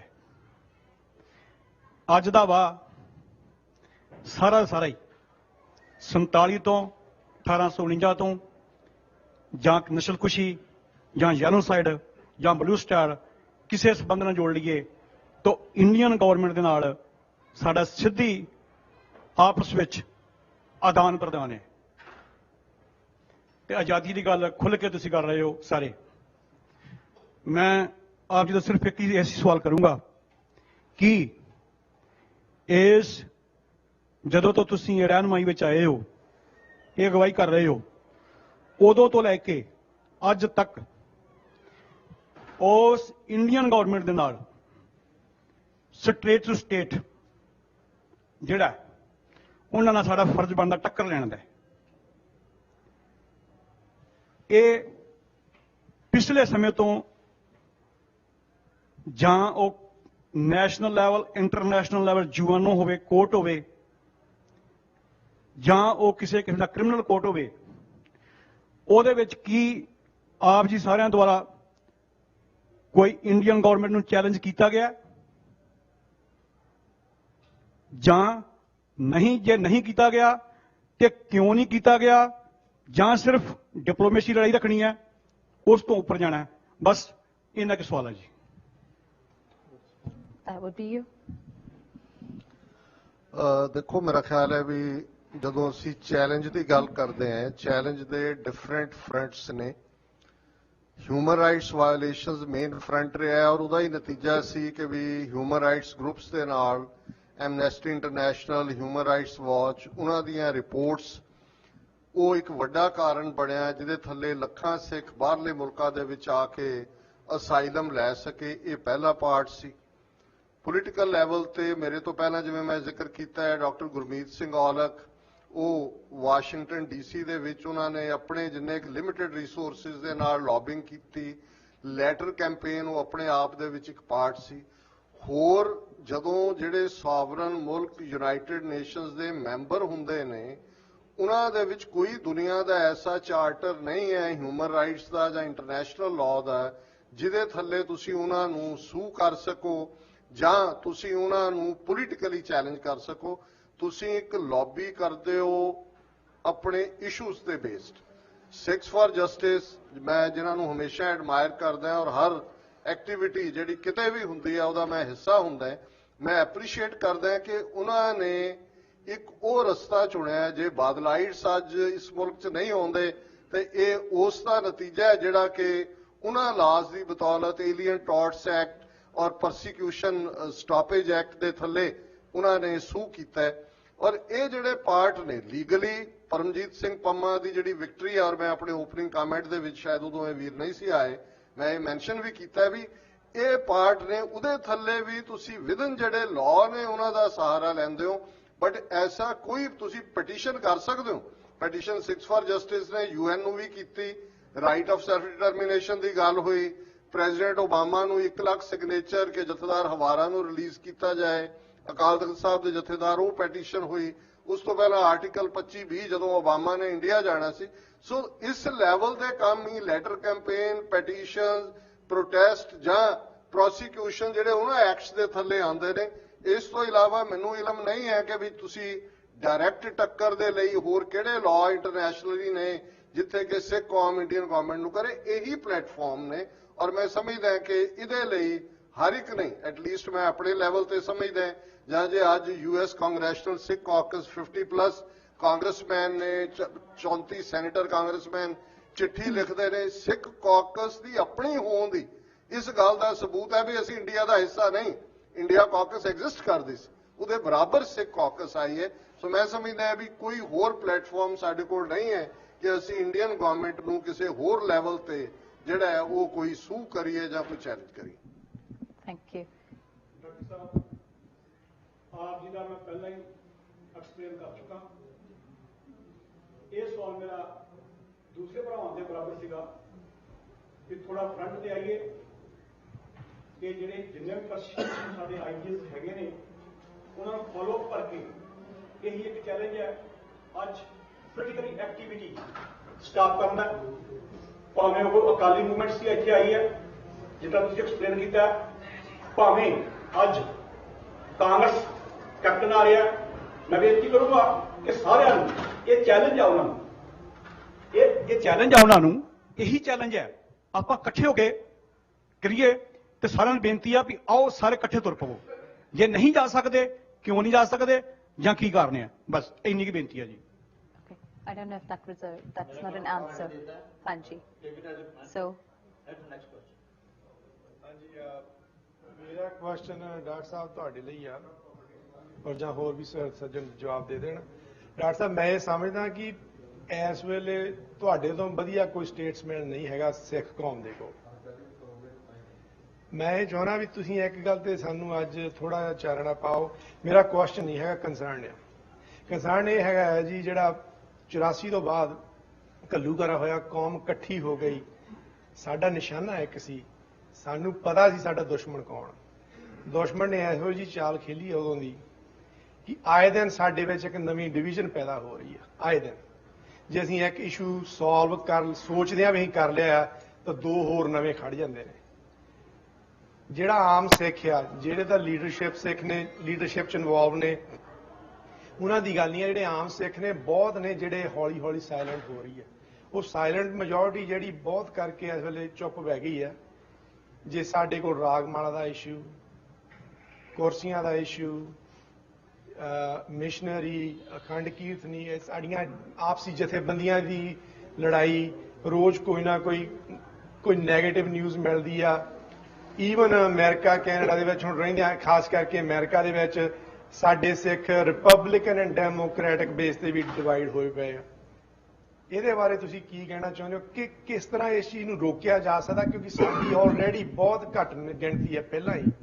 ਇਸ ਚੀਜ਼ ਨੂੰ ਕਿੱਦਾਂ ਠੱਲ ਪਾਈ ਜਾ ਸਕਦੀ ਹੈ? ਕੋਈ ਇਹਦੇ ਵਾਸਤੇ ਕਲੈਕਟਿਵ ਕੋਈ ਗਰੁੱਪ ਬਣ ਕੇ ਕੋਈ ਮੂਵਮੈਂਟ ਸ਼ੁਰੂ ਕੀਤੀ ਜਾਵੇ ਤਾਂ ਕਿ ਅਸੀਂ ਐਟਲੀਸਟ ਜਿਹੜੇ ਇਸ ਸੋਚ ਵਾਲੇ ਆ ਅਸੀਂ ਤਾਂ ਇਕੱਠੇ ਹੋ ਸਕੀਏ। Okay. You know what? Thank you. We are limited for time, so I will have your short answer. But ਉਸ ਦੇ ਨਾਲ I would also want Mr. Sandhu to answer this one because you're bringing up a political issue from both sides. The ਦੋਨੋਂ side ਤੋਂ political issue ਹੈਗਾ, so I would want his take on it with the Republican Democratic as well. But I know we're very ਵੈਸੇ ਤੁਸੀਂ late ਆਏ, ਜੇ late ਨਾ ਆਉਂਦੇ ਇੰਨਾ ਲੰਬਾ ਕੁਐਸਚਨ ਨਹੀਂ ਸੀ ਕਰਨਾ ਤੁਸੀਂ, ਬਹੁਤ ਸਾਰੇ ਪਹਿਲਾਂ ਡਿਸਕਸ ਹੋ ਗਏ। ਚਲੋ ਐਨੀਵੇ, ਪਹਿਲੀ ਗੱਲ ਮੈਂ ਆਪਣੇ ਪਹਿਲੇ ਕਮੈਂਟਸ ਵੀ ਇਹ ਕਿਹਾ ਸੀ ਕਿ ਸਾਡੇ ਲਈ ਇਹ ਸਿਆਣਪ ਦੀ ਗੱਲ ਹੋਏਗੀ ਕਿ ਜਿਹੜੇ ਇਸ਼ੂ ਸਿਧਾਂਤਕ ਨੇ, ਕੁਝ ਇਸ਼ੂਜ਼ ਨੇ ਜਿਨ੍ਹਾਂ ਬਾਰੇ ਲੰਬਾ ਵਕਤ ਡਿਬੇਟ, ਤੁਸੀਂ ਰਾਗਮਾਲਾ ਦਾ ਜ਼ਿਕਰ ਕੀਤਾ ਹੈ, ਜਦੋਂ ਪੰਥ ਨੇ ਰਹਿਤ ਮਰਿਆਦਾ ਬਣਾਈ ਉਦੋਂ ਵੀ ਦੋ ਸੈਟ ਆਫ ਸਕਾਲਰਸ ਸੀ, ਲੇਕਿਨ ਕੰਸੈਂਸਸ ਇਸ ਤੇ ਸੀ ਕਿ ਭਾਈ ਰਾਗਮਾਲਾ ਪੜ੍ਹਨਾ ਜਾਂ ਨਾ ਪੜ੍ਹਨਾ ਸਥਾਨਕ ਰੀਤੀ ਅਨੁਸਾਰ ਕੀਤਾ ਜਾਏ, ਪਰ ਕੋਈ ਵੀ ਗੁਰੂ ਗ੍ਰੰਥ ਸਾਹਿਬ ਦੀ ਬੀੜ ਰਾਗਮਾਲਾ ਤੋਂ ਬਿਨਾਂ ਛਾਪਣ ਦਾ ਹਿਆ ਨਾ ਕਰੇ। ਹੁਣ ਅੱਜ ਵਕਤ ਪਾ ਕੇ ਰਾਗਮਾਲਾ ਦਾ ਇਸ਼ੂ ਕੋਈ ਵੱਡਾ ਇਸ਼ੂ ਨਹੀਂ ਰਿਹਾ, ਬਿਲਕੁਲ ਮਾਰਜਨਲਾਈਜ਼ ਹੋ ਗਿਆ, ਪਰ ਉਸ ਸਟੇਜ ਤੇ ਇਹ ਸੌਰਡਸ ਡਰਾ ਕਰਨ ਵਾਲੀ ਗੱਲ ਸੀ।